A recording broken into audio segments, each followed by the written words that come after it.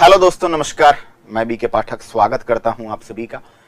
प्यारे बच्चों, आज रेस्पिरेटरी सिस्टम पढ़ने जा रहे हैं, श्वसन तंत्र।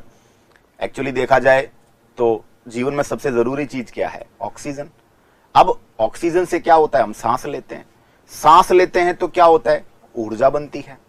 तो एक्चुअली अगर हम देखें तो हमारी बॉडी में श्वसन वो प्रक्रिया है जिससे ऊर्जा बनती है। ठीक है, तो मैं इन्हीं चीजों को आज आपके सामने रखने वाला हूं। लेकिन तकनीक जिससे हम पढ़ रहे हैं वो इन्फोग्राफिक टेक्नोलॉजी आज हमारे साथ है। हमारी बैकग्राउंड टीम में, हमारी टेक्निकल टीम ने बहुत अच्छे ग्राफिक्स, बहुत अच्छे विजुअल्स और बहुत अच्छे जो कह सकते हैं बहुत अच्छी एडिटिंग स्किल्स के थ्रू इस पीपीटी को डिजाइन किया है। तो जरूर अपने फीडबैक हमें बताइएगा। दोस्तों, श्वसन तंत्र देखिए, हमारे श्वसन तंत्र का जो सेंटर हेड है वो फेफड़े हैं, लंग्स हैं। एक्चुअली हम सांस ले क्यों रहे हैं, पहले इसकी वजह समझिए। हम सांस इसलिए लेते हैं ताकि बॉडी में ऑक्सीजन पहुंचाई जा सके। आप कहेंगे साहब ऑक्सीजन क्यों पहुंचा रहे हैं? ताकि जो आपने भोजन किया है, भोजन से आप ऊर्जा प्राप्त कर सके। एक एक बात को बड़े ध्यान से सुनना।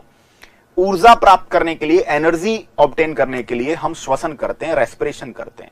अच्छा, आप कह रहे हो सर ऊर्जा, ठीक है, तो भोजन तो अलग चीज है साहब और ऑक्सीजन अलग चीज है। बिल्कुल अलग चीज है। तो एक्चुअली एनर्जी आपको भोजन से ही लेनी है, लेकिन भोजन से एनर्जी कम मिलेगी जब वो फूड ऑक्सीजन से रिएक्ट करेगा।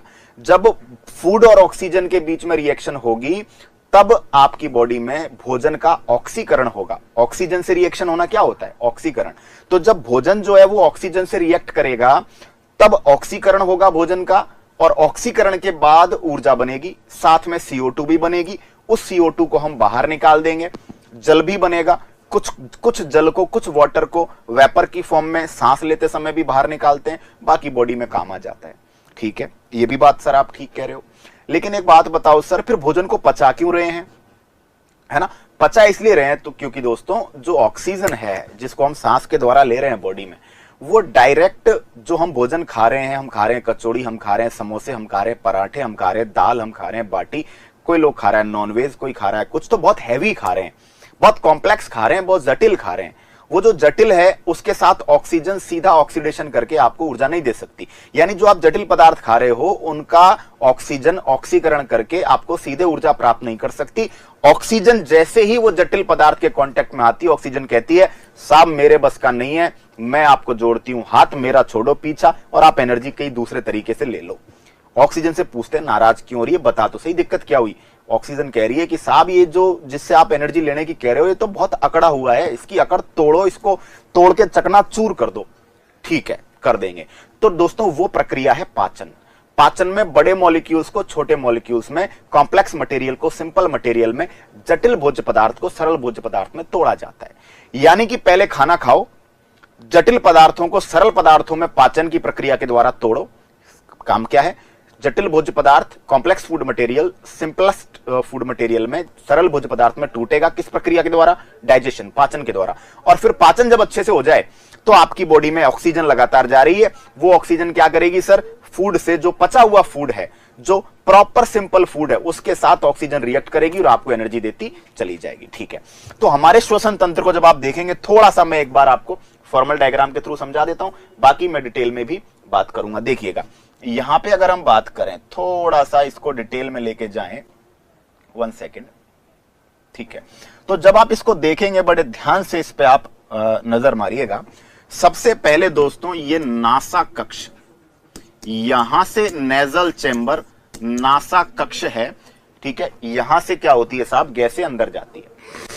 ठीक है, गैसें अंदर जाने के बाद दोस्तों ग्रसनी, ग्रसनी श्वसन तंत्र का भी भाग होता है, रेस्पिरेटरी सिस्टम का भी भाग होता है और डाइजेस्टिव सिस्टम का भी। यानी भोजन मार्ग और श्वसन मार्ग, फूड पाथवे, फूड ट्रैक्ट और रेस्पिरेटरी ट्रैक्ट एक दूसरे को जहां क्रॉस करते हैं वो जगह ग्रसनी है, वो कंठ में होती है।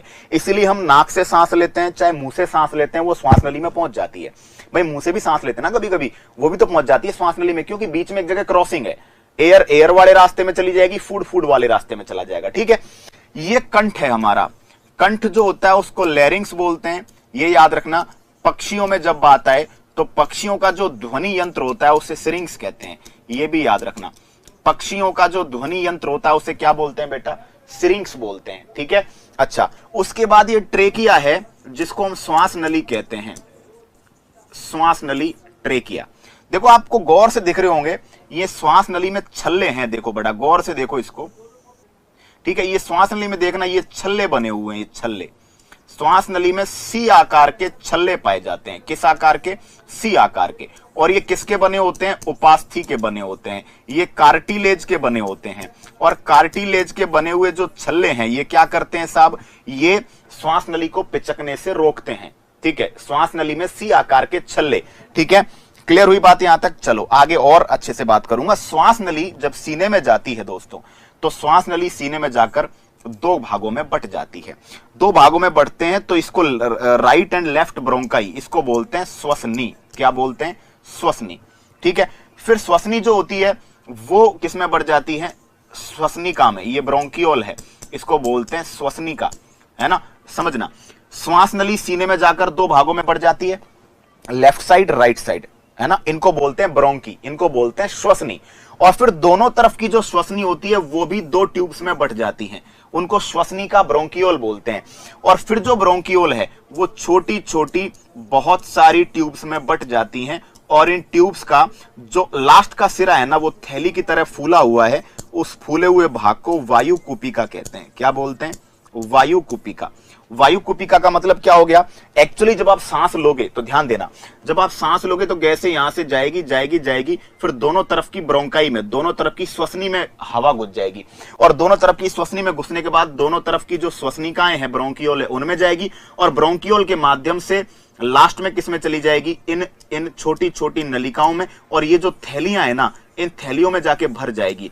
और ये जो थैलियां हैं इनमें हवा भर जाएगी, इसीलिए जो आपके सांस लेते हो तो फेफड़े फूल जाते हैं। फिर थैलियों में से निकलते ही जब वापस हवा निकलेगी तो इन्हीं थैलियों से वापस बाहर जाएगी। तो याद रखना, वायु कुपिका, एल्वोलाई, ऑक्सीजन का CO2 से आदान प्रदान। भाई जब आप सांस छोड़ोगे तो क्या होगा? जैसे ही आप ऑक्सीजन जो है वो तो चली जाएगी और उसके बदले में क्या जाएगी? CO2। तो पहले बहुत बेसिक सी बात कर रहा हूं मैं, डिटेल में तो बात अभी आगे करूंगा। सिंपल सा हमारे रेस्पिरेटरी सिस्टम की अगर हम बात करें तो साहब सबसे पहले नेजल चैम्बर है। नेजल चैम्बर खुलता है ग्रसनी में, फेरिंग्स में, जो कि भोजन मार्ग श्वसन मार्ग का चौराहा है। फेरिंग्स के बाद श्वास नली, श्वास नली को कहते हैं ट्रेकिया।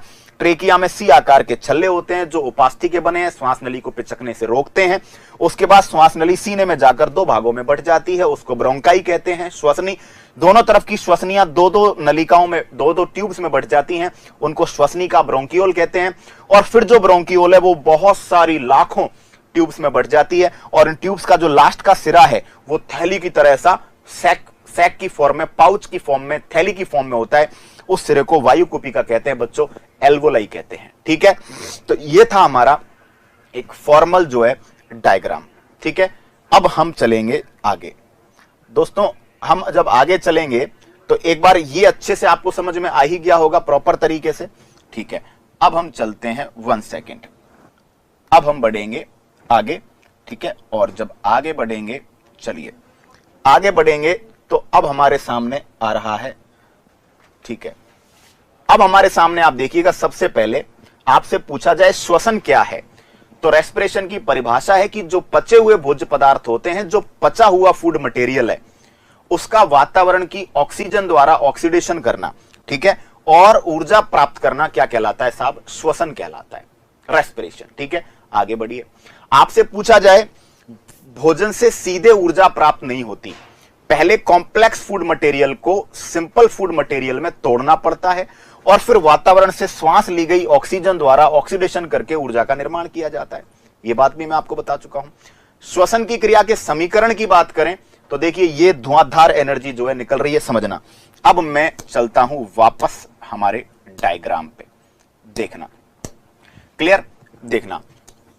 आप अगर पूछा जाए तो श्वसन क्या है, श्वसन की बात करें तो oxidation of digested food and getting energy. अगर आपसे पूछा जाए श्वसन क्या है तो आप कहेंगे जो पचा हुआ फूड है उसका क्या करना? ऑक्सीडेशन करना और एनर्जी ऑब्टेन कर लेना, एनर्जी प्राप्त कर लेना ही साहब श्वसन है।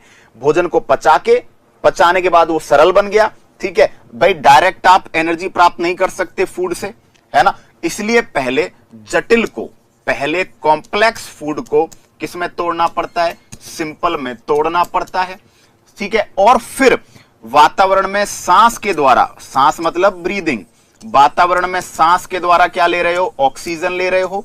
ऑक्सीजन लेकर उसका क्या कर रहे हो? ऑक्सीडेशन कर रहे हो। और ऑक्सीडेशन करके आप क्या प्राप्त कर रहे हो? ऊर्जा। तो श्वसन का जो समीकरण है वो क्या है? ग्लूकोज की रिएक्शन ऑक्सीजन से। अब आप कहोगे ग्लूकोज क्या है? ग्लूकोज है दोस्तों सरल भोज्य पदार्थ, जो आपने पचाया, पचाने के बाद आपने जब सरल में बदला तो सरल में क्या बदला? ये सरल भोज्य पदार्थ, जो सबसे सिंपलेस्ट फूड मटेरियल है वो ग्लूकोज है, सरल भोज्य पदार्थ। सरल भोज्य पदार्थ सबसे सिंपल ग्लूकोज है। ग्लूकोज को फ्यूल ऑफ सेल कहते हैं, ग्लूकोज को कोशिकाओं का ईंधन कहते हैं, है ना। ये C6H12O6 इस रिएक्शन करवाई ऑक्सीजन से, ठीक है। बदले में 6 CO2 बने, 6 H2O बने, 6 अणु कार्बन डाइऑक्साइड के, 6 अणु बने जल के, ठीक है। और साथ में एनर्जी, और एनर्जी भी याद रखना कितनी? 686 किलो कैलोरी। याद रखना 1 मोल ग्लूकोज, आपसे पूछा जाए 1 मोल ऑफ ग्लूकोज, ये मोल है, 1 मोल ग्लूकोज 6 मोल ऑक्सीजन से रिएक्शन कर रहा है, 6 मोल कार्बन डाइऑक्साइड और 6 मोल, है ना, वाटर के बन रहे हैं। साथ में 686 किलो कैलोरी, 686 किलो कैलोरी ऊर्जा का क्या हो रहा है? यहां पे निर्माण हो रहा है, ठीक है। तो अंतिम रूप से ऊर्जा कहां पे निकलेगी? ग्लूकोज में। और ये अंतिम रूप से जो ऊर्जा निकलेगी, CO2 और जल बनेगा, ये कहां बनेगा दोस्तों? ये क्रिया होगी हमारी बॉडी की कोशिकाओं के प्रत्येक माइटोकॉन्ड्रिया में। यानी कि जो आप ऑक्सीजन ले रहे हो, समझना बात को, जो आप ऑक्सीजन ले रहे हो वो ऑक्सीजन बॉडी की प्रत्येक सेल तक जाएगी और प्रत्येक कोशिका के माइटोकॉन्ड्रिया में जाकर, प्रत्येक सेल के माइटोकॉन्ड्रिया में जाकर, प्रत्येक सेल के माइटोकॉन्ड्रिया में जाकर वहां पर आपको क्या मिलेगी साहब? ऊर्जा मिलेगी। इसीलिए माइटोकॉन्ड्रिया को powerhouse of the cell कहते हैं, ठीक है। तो फिर आप कहोगे फेफड़े क्या कर रहे हैं? फेफड़े केवल ऑक्सीजन को अंदर भेजकर और ब्लड में मिला रहे हैं, ठीक है, सिंपल। तो सबसे पहले पूरी कहानी समझ में आएगी, बड़ा ध्यान से सुनना। सबसे पहले भाई वातावरण से फूड, वातावरण से ऑक्सीजन लेंगे, खाने के द्वारा जो आपने भोजन गया, भोजन जो है जटिल है, पहले उसको सरल में तोड़ लिया, डाइजेशन कर लिया, डाइजेशन करने के बाद ऑक्सीजन से क्रिया करवाई, और ऑक्सीजन से क्रिया करवा के जो ऑक्सीजन से क्रिया हो रही है वो एक्चुअल में कहां हो रही है? कोशिका के माइटोकॉन्ड्रिया में। जैसे ही ग्लूकोज की ऑक्सीजन से रिएक्शन होगी, बदले में CO2 बनेगा, H2O बनेगा, और साथ में क्या बन जाएगी सर? एनर्जी आपके सामने आ जाएगी, ठीक है। इसको बड़े ध्यान से देख लीजिएगा। अब मैं चल रहा हूं आगे। अब दोस्तों जब आगे आप देखेंगे, देखिए ये लिखी हुई जो चीजें हैं ये PPT से गायब हो जाएंगी, है ना। इनको आप जो है अच्छे तरीके से समझ लीजिएगा, ठीक है, क्लियर, अच्छे तरीके से नोट भी कर लीजिएगा, ओके। मैं हमारी टीम से इनके स्क्रीनशॉट कैप्चर करवा दूंगा, ओके। चलिए अब आगे बात करते हैं। अब आगे जब आप देखेंगे, ठीक है, अब जिस तरह से देखो आप अगर हम बात करें तो हमारी बॉडी में क्या हो रहा है?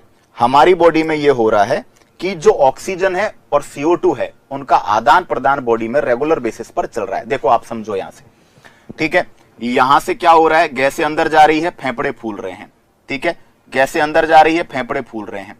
जैसे ही फेफड़े फूलेंगे क्या होगा? ऑक्सीजन और CO2 का, देखो अब समझो, ये जो येलो कलर है, येलो कलर किसको बता रहा है? ऑक्सीजन के एंट्री का, ठीक है, और जो फिर रेड कलर हो रहा है वो CO2 के एग्जिट का बता रहा है, ठीक है। इसका मतलब क्या है? इसका मतलब सिंपल सा है कि जैसे ही हम सांस लेते हैं, सांस लेने के बाद ऑक्सीजन बॉडी में भाई फेफड़ों तक आ गई, उसके बाद ऑक्सीजन ब्लड में चली जाती है और ब्लड में से CO2 फेफड़ों में चली जाती है और बाहर निकल जाती है, ठीक है। चलिए अब हम चलते हैं आगे, ध्यान देना। श्वसन, श्वसन दोस्तों 2 प्रकार का होता है। पहले बेसिक की बात करते हैं, ऑक्सी श्वसन, वायवीय श्वसन, अनॉक्सी श्वसन, अवायवीय श्वसन। देखिए समझना, हमारी बहुत बड़ी कंफ्यूजन है कि पेड़ पौधे ऑक्सीजन छोड़ते हैं और जानवर CO2 छोड़ते हैं, ठीक है, लेकिन आपसे पूछे पेड़ पौधे श्वसन में क्या छोड़ते हैं, अब हम कंफ्यूज हो जाते हैं साहब। तो याद रखना, पहले मैं कुछ चीजें आपको बता देता हूं एक बार, है ना, उसके बाद में आपको अलग चीजें समझाऊंगा। श्वसन सबसे पहले 2 प्रकार का होता है, एरोबिक एंड एरोबिक, वायवीय अवायवीय, या कह सकते हैं ऑक्सी अनऑक्सी। मतलब अगर ऊर्जा प्राप्त करने में ऑक्सीजन की जरूरत पड़ रही है तो ऑक्सी, ऑक्सी को वायवीय भी कह देंगे। अगर ऑक्सीजन की जरूरत नहीं पड़ रही है तो अनॉक्सी या अवायवीय कह देंगे। ठीक है, एग्जाम्पल देखिए, वे जीव या वो श्वसन जिसमें ऊर्जा प्राप्ति के लिए ऑक्सीजन की आवश्यकता होती है उन्हें ऑक्सीजीव कहते हैं। ऑल प्लांट्स एंड एनिमल्स, सभी पादप और जंतुओं में ऑक्सी श्वसन होता है। ऑक्सी श्वसन का मतलब ऑक्सीजन यूज में लेते हैं, CO2 रिलीज कर देते हैं। पादप भी इसी में है, याद रखना, पहली बात। ठीक है, उसके बाद आगे चलिए, अगर वे जीव या वो श्वसन जिसमें एनर्जी प्राप्ति के लिए ऑक्सीजन की आवश्यकता नहीं है अनऑक्सीजीव कहलाते हैं, जैसे कि यीस्ट, जैसे कि डोरमेंट सीड। ये डोरमेंट सीड क्या होता है सर? डोरमेंट सीड ऐसे बीज होते हैं जो हजारों सालों से, सैकड़ों सालों से या 10-20-50 साल से निष्क्रिय पड़े हुए हैं, लेकिन अभी भी उनमें जनन की क्षमता बाकी है। ऐसे बीज जिन्होंने लंबे समय से प्रजनन नहीं किया है। आप देखोगे कि हम जब खेतों में गेहूं बाजरा कुछ बोते हैं तो बीज के रूप में 1-2 साल पुराने गेहूं का ही प्रयोग करते हैं।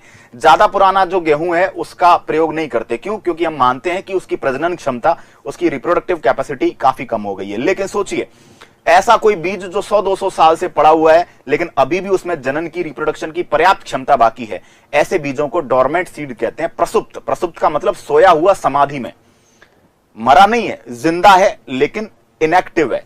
ठीक है, ऐसे बीज प्रसुप्त बीज कहलाते हैं। प्रसुप्त बीजों में श्वसन कैसा होता है? अनॉक्सी। अब सुनना, ठीक है, मैं थोड़ा सा बैक चलता हूं, अब देखो काम की बात। ठीक है, हमने बात कर ली ऑल प्लांट्स एंड एनिमल्स, सभी पादप और जंतुओं में ऑक्सी श्वसन होता है। अब सुनना, देखो बेटा ध्यान देना, पादपों में 2 क्रियाएं होती हैं, ये ध्यान रखना। एक होता है श्वसन, श्वसन को बोलते हैं रेस्पिरेशन, ये पादपों के लिए मैं आपको बता रहा हूं। दूसरा होता है फोटोसिंथेसिस, फोटोसिंथेसिस। फोटोसिंथेसिस को बोलते हैं प्रकाश संश्लेषण। पादपों में श्वसन भी होता है, प्रकाश संश्लेषण भी होता है। ठीक है, श्वसन में क्या होता है सर?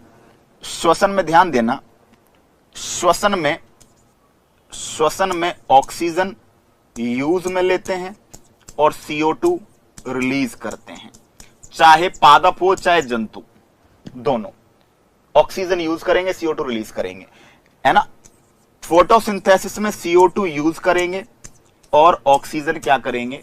रिलीज करेंगे। प्रकाश संश्लेषण में CO2 का यूज करेंगे और ऑक्सीजन रिलीज करेंगे। डन, ठीक है।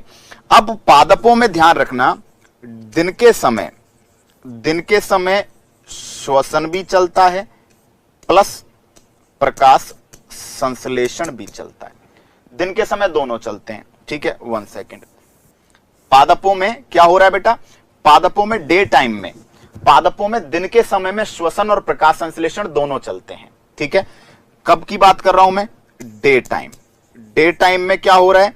डे टाइम में रेस्पिरेशन भी चल रहा है प्लस फोटोसिंथेसिस भी चल रहा है, दोनों चल रहे हैं दिन के समय। अब जब दोनों चल रहे हैं तो समझना, दिन के समय श्वसन भी हो रहा है, ऑक्सीजन के बदले CO2 निकल रही है, श्वसन हो रहा है, साथ में फोटोसिंथेसिस हो रहा है। अब फोटोसिंथेसिस में CO2 चाहिए, तो दिन के समय जो CO2 है उसको प्लांट अंदर ही यूज में ले लेता है और O2 रिलीज करता है। तो दिन के समय पादप क्या रिलीज करते हैं? O2 रिलीज करते हैं दिन के समय पादप। ठीक है, दिन के समय पे पादप क्या कर रहे हैं बेटा? O2 रिलीज कर रहे हैं। लेकिन नाइट में क्या होता है? नाइट में क्या होता है? नाइट में ओनली रेस्पिरेशन होता है। नाइट में ओनली क्या होता है? श्वसन होता है, प्रकाश संश्लेषण नहीं होता। ठीक है, नाइट को फोटोसिंथेसिस बंद हो जाता है। ऐसी कंडीशन में अब जब नाइट में केवल श्वसन हो रहा है तो O2 के बदले CO2 निकलेगी, इसलिए पादप नाइट को क्या रिलीज करते हैं? CO2 रिलीज करते हैं। बात समझ में आ गई? ठीक है, तो ये अच्छों को समझ में नहीं आता। पेड़ पौधे दिन के समय ऑक्सीजन छोड़ते हैं, वो फोटोसिंथेसिस का प्रोडक्ट है ना, वो प्रकाश संश्लेषण का प्रोडक्ट है। लेकिन रात को पेड़ पौधे क्या छोड़ते हैं? CO2 छोड़ते हैं। क्यों छोड़ते हैं? क्योंकि रात को जो फोटोसिंथेसिस की प्रक्रिया है उसका बड़ा एक हिस्सा जो है वो इनएक्टिव हो जाता है। तो रात को पेड़ पौधे ओनली रेस्पिरेशन करते हैं, तो बदले में क्या निकाल देते हैं? CO2। क्लियर? याद रखेंगे ये बात। चलिए, तो हम लोग क्या सुन रहे हैं? पेड़ पौधे जो होते हैं, आपसे पूछा जाए पेड़ पौधे श्वसन में कौन सी गैस ग्रहण करते हैं, रिलीज कौन सी गैस उपयोग में लेते हैं? ऑक्सीजन। छोड़ते कौन सी गैस है? CO2। आपसे कहे कि जंतु रेस्पिरेशन में कौन सी गैस यूज करते हैं? O2। रिलीज कौन सी करते हैं? CO2। ठीक है, पेड़ पौधों में प्रकाश संश्लेषण में कौन सी गैस काम में आती है? CO2। निकलती कौन सी है? O2। ठीक है, दिन के समय पेड़ पौधे क्या छोड़ रहे हैं? दिन के समय पेड़ पौधे छोड़ रहे हैं साहब, दिन के समय पेड़ पौधे क्या छोड़ रहे हैं? दिन के समय पेड़ पौधे ऑक्सीजन छोड़ रहे हैं। क्यों छोड़ रहे हैं? क्योंकि प्रकाश संश्लेषण और श्वसन दोनों हो रहा है। तो श्वसन में, रेस्पिरेशन में जो CO2 काम में आ रही है, वो इंटरनली उसको पेड़ पौधे फोटोसिंथेसिस में काम में ले लेते हैं। श्वसन में जो ऑक्सीजन को यूज करके जो CO2 रिलीज होने वाली है, उसको अंदर ही अंदर काम में ले लिया जाएगा, बदले में O2 निकल जाएगी। ठीक है, लेकिन रात को, चूंकि रात को क्या हो रहा है, फोटोसिंथेसिस बंद हो गया है, तो रात को दोस्तों ओनली रेस्पिरेशन है, दैट्स वाई CO2। बात समझ में आ गई है? तो वे जीव, वे प्रोसेस, वो श्वसन, वो रेस्पिरेशन जिसमें ऑक्सीजन काम में आएगी, उसको एरोबिक कहेंगे। तो सभी पादप, सभी प्लांट्स एरोबिक हैं, मोस्टली एनिमल्स भी एरोबिक हैं। एनारोबिक की बात करते हैं तो एनारोबिक जो ऑक्सीजन यूज में नहीं लेते। ठीक है, एनारोबिक का अगर मैं आपको एग्जांपल बताऊं तो एनारोबिक का एक एग्जांपल माइकोप्लाज्मा भी है। ठीक है, और कुछ बैक्टीरिया भी हैं, कुछ बैक्टीरिया भी हैं, कुछ जीवाणु भी हैं जो एनएरोबिक होते हैं। कुछ, सारे नहीं, कुछ बैक्टीरिया भी होते हैं जो एनएरोबिक होते हैं, यानी कि वे भी क्या नहीं करते, वे भी दोस्तों रेस्पिरेशन में क्या यूज में नहीं ले रहे हैं, वो भी रेस्पिरेशन में, है ना, ऑक्सीजन यूज में नहीं लेते हैं। ठीक है, इसके अलावा यीस्ट एक प्रकार का फंगस है, और डोरमेंट सीड, प्रसुप्त बीज तो इस कैटेगरी में है ही। ठीक है, मैं बढ़ रहा हूं आगे, एक एक चीज बहुत बढ़िया तरीके से आपके सामने रखेंगे। ठीक है, अब स्क्रीनशॉट टीम कैप्चर करके यहां पे डालेगी। ठीक है, मैं चल रहा हूं आगे। ठीक है जी, अब बढ़ते हैं साहब आगे। अब आगे देखेंगे किण्वन। दोस्तों फर्मेंटेशन, फर्मेंटेशन भी एक अनोक्सी श्वसन प्रक्रिया है, एक एनारोबिक रेस्पिरेशन प्रोसेस है, जिसके द्वारा शराब बनता है, ब्रेड बनती है, केक बनता है, इवन दूध से दही का निर्माण भी फर्मेंटेशन से ही होता है। ठीक है, फर्मेंटेशन में जैसे शराब की बात करते हैं तो विस्की जौ और मक्के से बन रही है। रम जो है वो गन्ना और गन्ने का ही उप उत्पाद होता है, शीरा। वाइन अंगूर से बनती है। बियर जो होती है वो गेहूं से बनती है। मैं समझा देता हूं, देखना। ठीक है, अब इसको समझेंगे आप। शीरा ये बोलते हैं मोलास। ठीक है, जौ और मक्के से विस्की बनती है।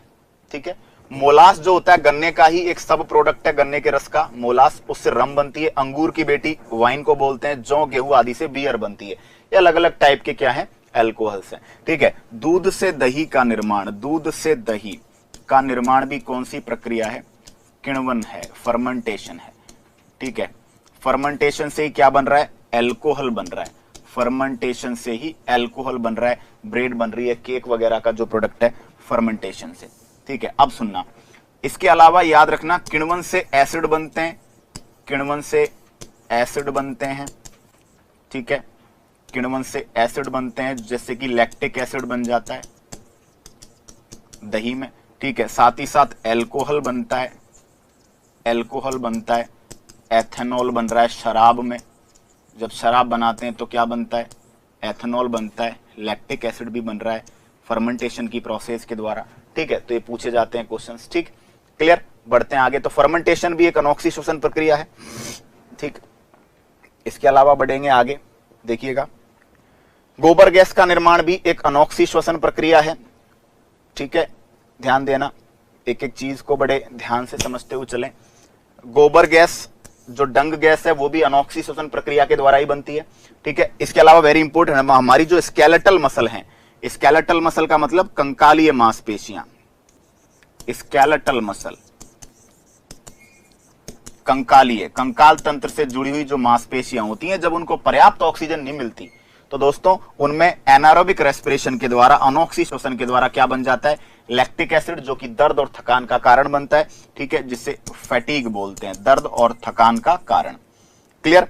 हमारे प्रमुख रेस्पिरेटरी ऑर्गन क्या है बेटा, लंग्स हैं। हमारे प्रमुख श्वसन अंग क्या है, फेफड़े। वेरी गुड, ठीक है। फेफड़े हमारी बॉडी में 2 जोड़ी होते हैं। ये मैं आपको हमारे रेस्पिरेटरी सिस्टम के डायग्राम की बात कर रहा हूं। मानव श्वसन तंत्र की शुरुआत बाह्य नासा छिद्र, बिल्कुल हमारे एक्सटर्नल नोस्ट्रिल्स होते हैं, इनसे स्टार्ट होती है, जो नेजल चैम्बर में खुलेंगे। नेजल चैम्बर में छोटे छोटे हेयर्स हैं, साथ ही साथ म्यूकस श्लेष्मा ग्रंथि है। छोटे छोटे हेयर और श्लेष्मा ग्रंथि क्या करते हैं, श्लेष्मा ग्रंथि से एक चिपचिपा म्यूकस श्लेष्मा निकलता है। ये क्या करते हैं, जो डस्ट पार्टिकल्स हैं, जो धूल के कण हैं, उनको रोक लेते हैं। ठीक है, ये याद रखना, नाक से सांस लेना चाहिए, मैं मुंह से सांस नहीं लेना चाहिए जनरली, लेकिन जब नाक बंद हो जाए तो ले सकते हैं। ऐसा नहीं है कि नहीं साहब मैं तो लूंगा तो नाक से ही लूंगा, नहीं तो मरना मंजूर है ना। ठीक, ऐसा नहीं, ले सकते हैं मुंह से जब नाक नहीं काम कर रही हो, लेकिन मुंह में डस्ट पार्टिकल्स को रोकने की ऐसी कोई व्यवस्था नहीं है। इसलिए मुंह से जब आप लंबे समय तक सांस लेते हैं तो आपको गले में खराश महसूस होने लगती है। ठीक है, तो याद रखना नासा कक्ष में छोटे छोटे क्या है, छोटे छोटे बाल हैं, देन म्यूकस ग्लैंड है। नासा कक्ष जो है वो किसमें खुलेगा, फेरिंग्स में। मैं स्टार्टिंग में बता चुका था, फेरिंग्स में खुलेगा, जो कि फूड पाथवे और रेस्पिरेटरी ट्रैक्ट का चौराहा है। ये बेसिक हमने बात करी थी। ठीक है, चलिए आगे बढ़ रहे हैं। ठीक है, यहां तक की बात हमारे पहले ही डिस्कस में कर चुका हूं, इसके बाद देखना, इसके बाद बढ़ेंगे आगे। ठीक है, ये देखिए, पहले मैं थोड़ा सा ये चीजें क्लियर कर देता हूं पॉइंट टू पॉइंट।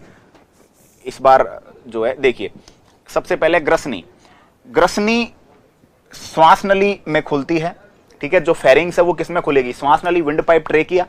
ट्रेकिया का जो गेट है, द्वार, एक्चुअली जो गेट है उसको ग्लोटिस बोलते हैं। क्या बोलते हैं, ट्रेकिया का जो गेट है उसको क्या बोलेंगे, ट्रेकिया के गेट को ग्लोटिस कहेंगे, ग्लोटिस।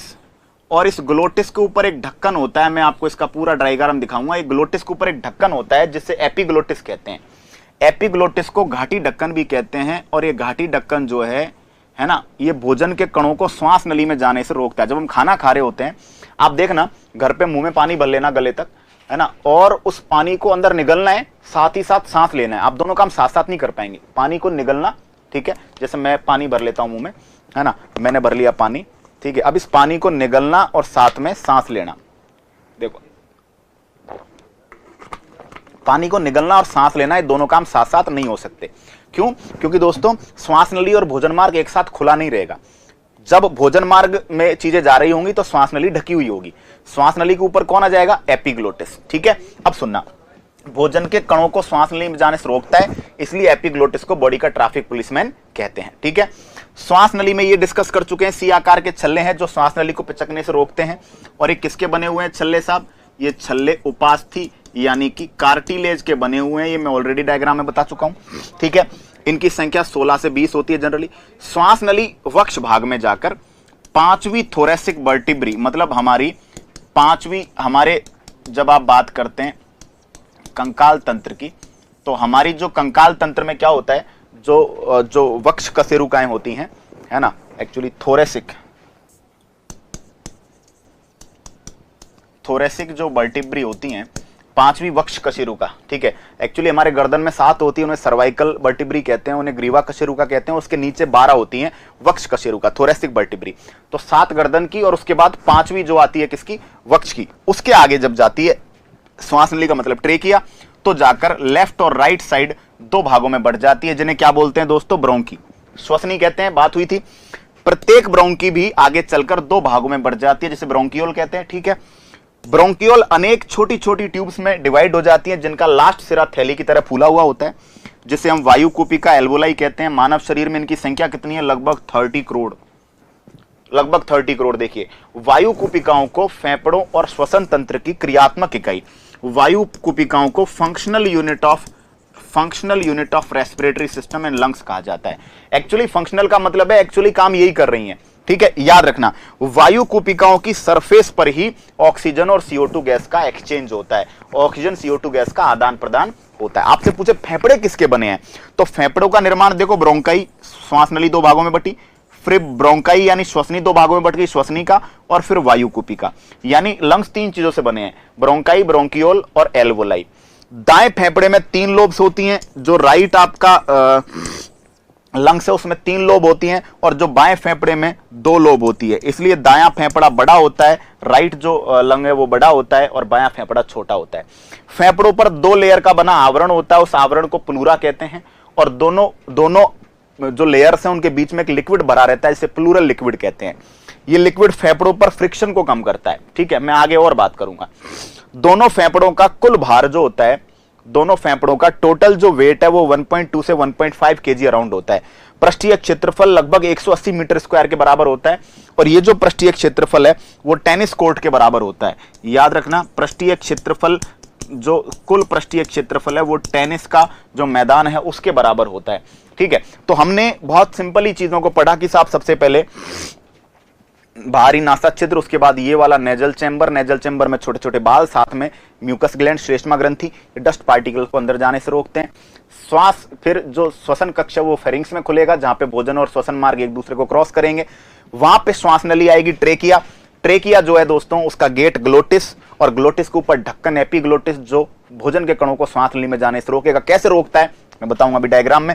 उसके बाद श्वास नली में सी आकार के छल्ले जो कि श्वास नली को पिचकने से रोक रहे हैं। साथ ही साथ क्या हो रहा है बताइए, है ना, श्वास नली सीने में 5वीं थोरेसिक वर्टिब्री तक जाकर और 2 भागों में बढ़ रही है। उसको हम श्वसनी या क्या कहते हैं, ब्रोंकाई कहते हैं। और प्रत्येक ब्रोंकाई आगे चलकर 2 भागों में बढ़ रही है, उसको ब्रोंकियोल कहते हैं। और श्वसनिका जो होती है वो बहुत सारी नलिकाओं में बढ़ रही है, जिनका लास्ट का सिरा थैली की तरह फूला हुआ है, और इस भाग को हम वायु कुपिका एल्वोलाई कह रहे हैं। दोस्तों एल्वोलाई 30 करोड़ है हमारे फेफड़ों में। वायु कुपिकाओं को फेफड़ों और लंग्स की क्या बोला जाता है, फंक्शनल यूनिट। यहीं पे ऑक्सीजन CO2 आदान प्रदान होती है। फेफड़ों का निर्माण तीनों ही चीजों से मिलकर बना होता है। आपके हो गई क्या, ये ब्रोंकाई, ये ब्रोंकियोल और दोस्तों ये एल्वोलाई। ठीक है, दाएं फेफड़े में 3 लोब है, बाएं फेफड़े में 2 लोब है, इसलिए दायां फेफड़ा बड़ा है, बायां फेफड़ा जो है छोटा है। ठीक है, क्लियर। और फेफड़ों का आवरण प्लूरा कहला रहा है। प्लूरा जो है वो कैसी लेयर है बताओ, है ना। प्लूरा जो है आपके कैसी लेयर है ना, 2 डबल लेयर्ड है, जिसका काम क्या है, जिसका काम है फेफड़ों की सरफेस पर फ्रिक्शन को कम करना। टोटल वेट भी डिस्कस किया। ठीक है, ये हमारी बात जो है हुई है ना। उसके बाद ये सारा डायग्राम भी मैं आपको बता चुका था। अब मैं बढ़ रहा हूं आगे, देखना जरा, ये देख लीजिए एक डायग्राम। ठीक है, ये डायग्राम आपको प्रॉपरली विजुअलाइज हो रहा होगा। ठीक है, जूम भी कर सकते हैं, 1 सेकेंड। ठीक है, अच्छे तरीके से इसको देखिएगा। बिल्कुल इस बार हमने थोड़ा सा चेंज किया है चीजों को।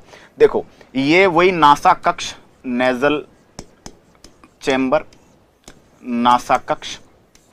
ठीक है, उसके बाद यहां पे ये एपिग्लोटिस है सर, ये वाली जगह पे एपिग्लोटिस है।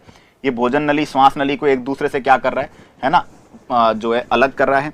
ये फेरिंग्स हो गई। फेरिंग्स ये जगह है जहां पे भोजन मार्ग श्वसन मार्ग एक दूसरे से अलग होंगे। एपिग्लोटिस की रिएक्शन भी मैं आपको दिखाऊंगा कैसे काम करता है। ये कंठ है, लैरिंग्स। ठीक है, उसके बाद श्वास नली देखो, ट्रेकिया, श्वास नली। ठीक है, उसके बाद ये देखो सीने में जाके 2 भागों में बट गई। ये जहां बटी है देखो, ये ब्रोंकस है। ये जनरली ब्रोंकियल ट्यूब्स हैं। ब्रोंकियल ट्यूब्स का मतलब एक तरीके से क्या हो गई, है ना भाई, ब्रोंकस का मतलब ये वाला देखो, ये आपके श्वास नली गई और सीने में जाकर 2 भागों में बट गई। ये एक इधर गया, ये इधर गया। ठीक है, ये वाली जगह क्या कहलाई जा रही है बेटा, ये वाली जगह श्वसनी, श्वसन नली का, है ना। उसके बाद ये श्वसनी आगे चल के देखो, यहां से आगे चल के देखो, ये श्वसनी भी, है ना, 1 सेकेंड, ये श्वसनी चली गई। ठीक है, ये श्वसनी यहां तक गई। ठीक है, क्लियर। ये श्वसनी यहां तक गई, दिख रहा है। और जैसे ही यहां तक गई तो इसके बाद जब आप देखेंगे तो देखिए ये, ठीक है, इधर और इधर देखो, ये 2 भागों में बट गई, है ना। ये एक जो है इधर चली गई और एक जो है इधर चली गई। ठीक है, 2 भागों में बट गई, क्लियर। यहां से भी देखो, ये यहां से यहां और यहां, ये 2 भागों में बट गई। फिर आगे बहुत सारी ब्रांचेज में बट रही है, क्लियर। तो जब इन भागों में बट गई है तो यहां ये वाली जो जगह है उसे क्या बोलेंगे भाई, उसको बोलेंगे, देखो ये जो 2 अलग अलग भागों में बट रही है इनको बोलेंगे ब्रोंकियोल, उनको बोलेंगे श्वसनिका। श्वसनी 2 ही होती हैं, श्वसनिका मोर देन 2 भी हम लोग बुक्स में पढ़ते हैं। ठीक है, उसके बाद अगर हम बात करेंगे तो जो श्वसनिकाएं हैं वो बहुत सारी छोटी छोटी नलिकाओं में बढ़ जाती हैं, और इनका सिर, जो लास्ट सिरा है देखो, ये थैली की तरह आपको दिख रहा होगा। देखो ये थैली की तरह आपको दिख रही होंगी ये वाली। ठीक है, ये क्या है बेटा, ये आपके वायु कुपिकाएं हैं। जैसे ही सांस लोगे, ये वायु कुपिकाएं जो होती हैं ये फेफड़ों की दीवारों से अटैच होती है।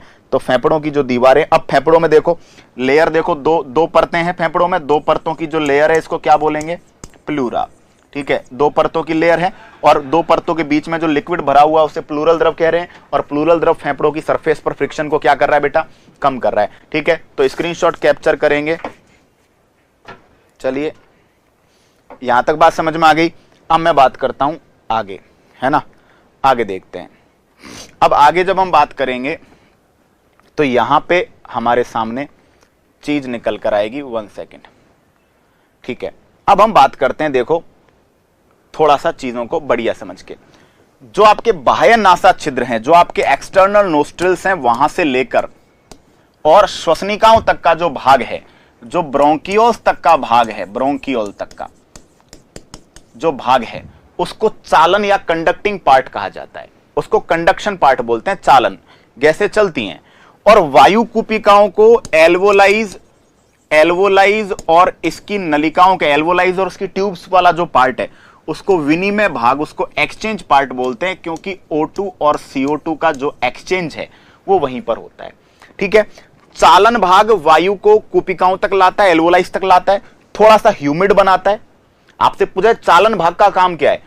सांस लेके, नाक से लेके, है ना, फेरिंग्स, ग्रसनी, ग्रसनी से लेके श्वास नली, ये काम की क्या कर रहा है? ताकि वायु जो है जब बॉडी से गुजरे तो दोस्तों वायु थोड़ी सी नमी ले ले और नमी लेके उसका टेम्परेचर ह्यूमन बॉडी के टेम्परेचर तक आ जाए। जबकि एक्सचेंज पार्ट फेफड़ों और ब्लड के बीच में ऑक्सीजन और CO2 के आदान प्रदान को कंट्रोल करता है। फेफड़े वक्ष गुहा में बंद रहते हैं, एक वायुरोधी कक्ष है। देखो, फेफड़े के पीछे की तरफ बात करी जाए, पीछे रीढ़ की हड्डी है, ऊपर की तरफ स्टर्नम है। ठीक है, अगर आपसे पूछा जाए फेफड़े के बैक साइड क्या है, पीछे, तो पीछे रीढ़ की हड्डी है, कशेरुक दंड। ठीक है, फ्रंट में क्या है? तो फ्रंट में दोस्तों सीने की अस्थि है, स्टर्नम। क्लियर? दोनों साइड्स में अगर बात करें तो साइड्स में क्या है दोस्तों? रिब्स है, पसलियां हैं। और नीचे क्या है? तो नीचे दोस्तों एक मसल है जिसका नाम है डायाफ्राम। तो फेफड़े की अगर हम बात करें तो फेफड़ा जो है पूरा का पूरा जो है ना, वो एक क्लोज चैम्बर है, पूरा का पूरा एक क्लोज चैम्बर में, है ना, हमारे कवर्ड है। समझ में आई बात? ठीक है, तो ये भी हमारा कवर होता है, ये भी हमारा स्क्रीनशॉट बन जाएगा, मैं टीम से बोल दूंगा, वो लेके आपको बताएंगे। ठीक है, आगे मैं बात करता हूं श्वसन की क्रियाविधि। अब ये क्रियाविधि में है हमारे समझने की चीजें, बड़े प्यार से समझेंगे, देखना एक्चुअली श्वसन हो कैसे रहा है, पहले इसको बड़े प्यार से समझिए। देखिए, श्वसन की क्रियाविधि को तो हम लोग अभी रुक के देखेंगे, पहले मैं समझाता हूं आपको। देखो होता क्या है, ये मानव का, 1 सेकेंड, ये मानव का शरीर है। ठीक है, यहां पे आपके फेफड़े हो गए, ठीक है, हार्ट हो गया, और ये किडनीज हो गई दोनों। ठीक है, और भी बहुत सारे अंग हैं, लीवर हो गया। ठीक है, जैसे इधर बीच में, इधर यहाँ पे हार्ट भी है ना, यहीं पे थोड़ा नजदीक। अब ये सारे क्या है? ऑर्गन्स हैं भाई, सारे के सारे क्या है बेटा? ऑर्गन्स हैं, अंग हैं। अब समझो, ये आपके साहब आंखें हो गई, ये नाक हो गई साहब। अब समझना बात को, हर अंग को ऑक्सीजन चाहिए, बड़े ध्यान से सुनना। ठीक है, तो आपने जो सांस ली, सांस जब आप लेते हो तो ये याद रखना, वायुमंडल में जो है वो सब जाएगा, ऑक्सीजन भी जाएगी, CO2 भी जाएगी, आर्गन भी जाएगी, नाइट्रोजन भी जाएगी, जो जो एनवायरनमेंट में है वो सब जाएगा। ठीक है, क्लियर? ठीक है, ऑक्सीजन यहां से गई साहब, यहां गई साहब, ये पूरा पार्ट गया फेफड़ों में जाके यहां भर गया। ठीक है, क्लियर? अब समझना, फेफड़ों में जब गया है तो जाते समय ऑक्सीजन ज्यादा है, तो ऑक्सीजन यहां से किस में चली गई? ब्लड में। फेफड़ों ने ऑक्सीजन को किसको पकड़ा दिया साहब? अरे यार, लफड़ा हो गया। ठीक है, मैं बात कर रहा हूं, आपने सांस ली, ध्यान देना बड़े तगड़े तरीके से, सांस ली तो क्या क्या गई? Oxygen, CO2, nitrogen, argon. Oxygen याद रखना 21% है वातावरण में, CO2 0.03% है, नाइट्रोजन 78% है, आर्गन 0.93%। ये सांस ली तो ये कहां पर चली गई बोलो? लंग्स तक, फेफड़ों तक गया ये। ठीक है, बड़े ध्यान से समझना, फेफड़ों तक गया, फेफड़ों से जाने के बाद लंग्स से किस में जाएगा? ये ब्लड में। ठीक है, अब ब्लड में जाएगा, उधर से जब आप पिछला सांस ले चुके हैं तो उधर से क्या है? ब्लड में CO2 ज्यादा है, O2 कम है। ठीक है, और इधर लंग्स में जब आपने भेजी है तो यहां पे O2 ज्यादा है, CO2 कम है। ठीक है, क्लियर हुई बात? अंदर से, क्योंकि आप पहले सांस ले चुके हो, तो जब सांस लेते हो तो पहले आप श्वसन कर चुके हो, तो बदले में क्या बनी होगी? CO2, तो ब्लड में क्या होगी? CO2। तो जैसे ही आपने सांस ली तो जो फेफड़ों तक हवा गई उसमें O2 ज्यादा है, CO2 कम है, और जो फेफड़ों के साथ जुड़ी हुए जो ब्लड की नलिकाएं हैं उनमें CO2 ज्यादा है और O2 कम है। तो क्या होगा भाई? तो क्या होगा ये कि दोस्तों CO2 है वो तो आ जाएगी इधर, और O2 चली जाएगी अंदर। ठीक है, क्लियर हो गई बात यहां तक? सांस ले लिया आपने।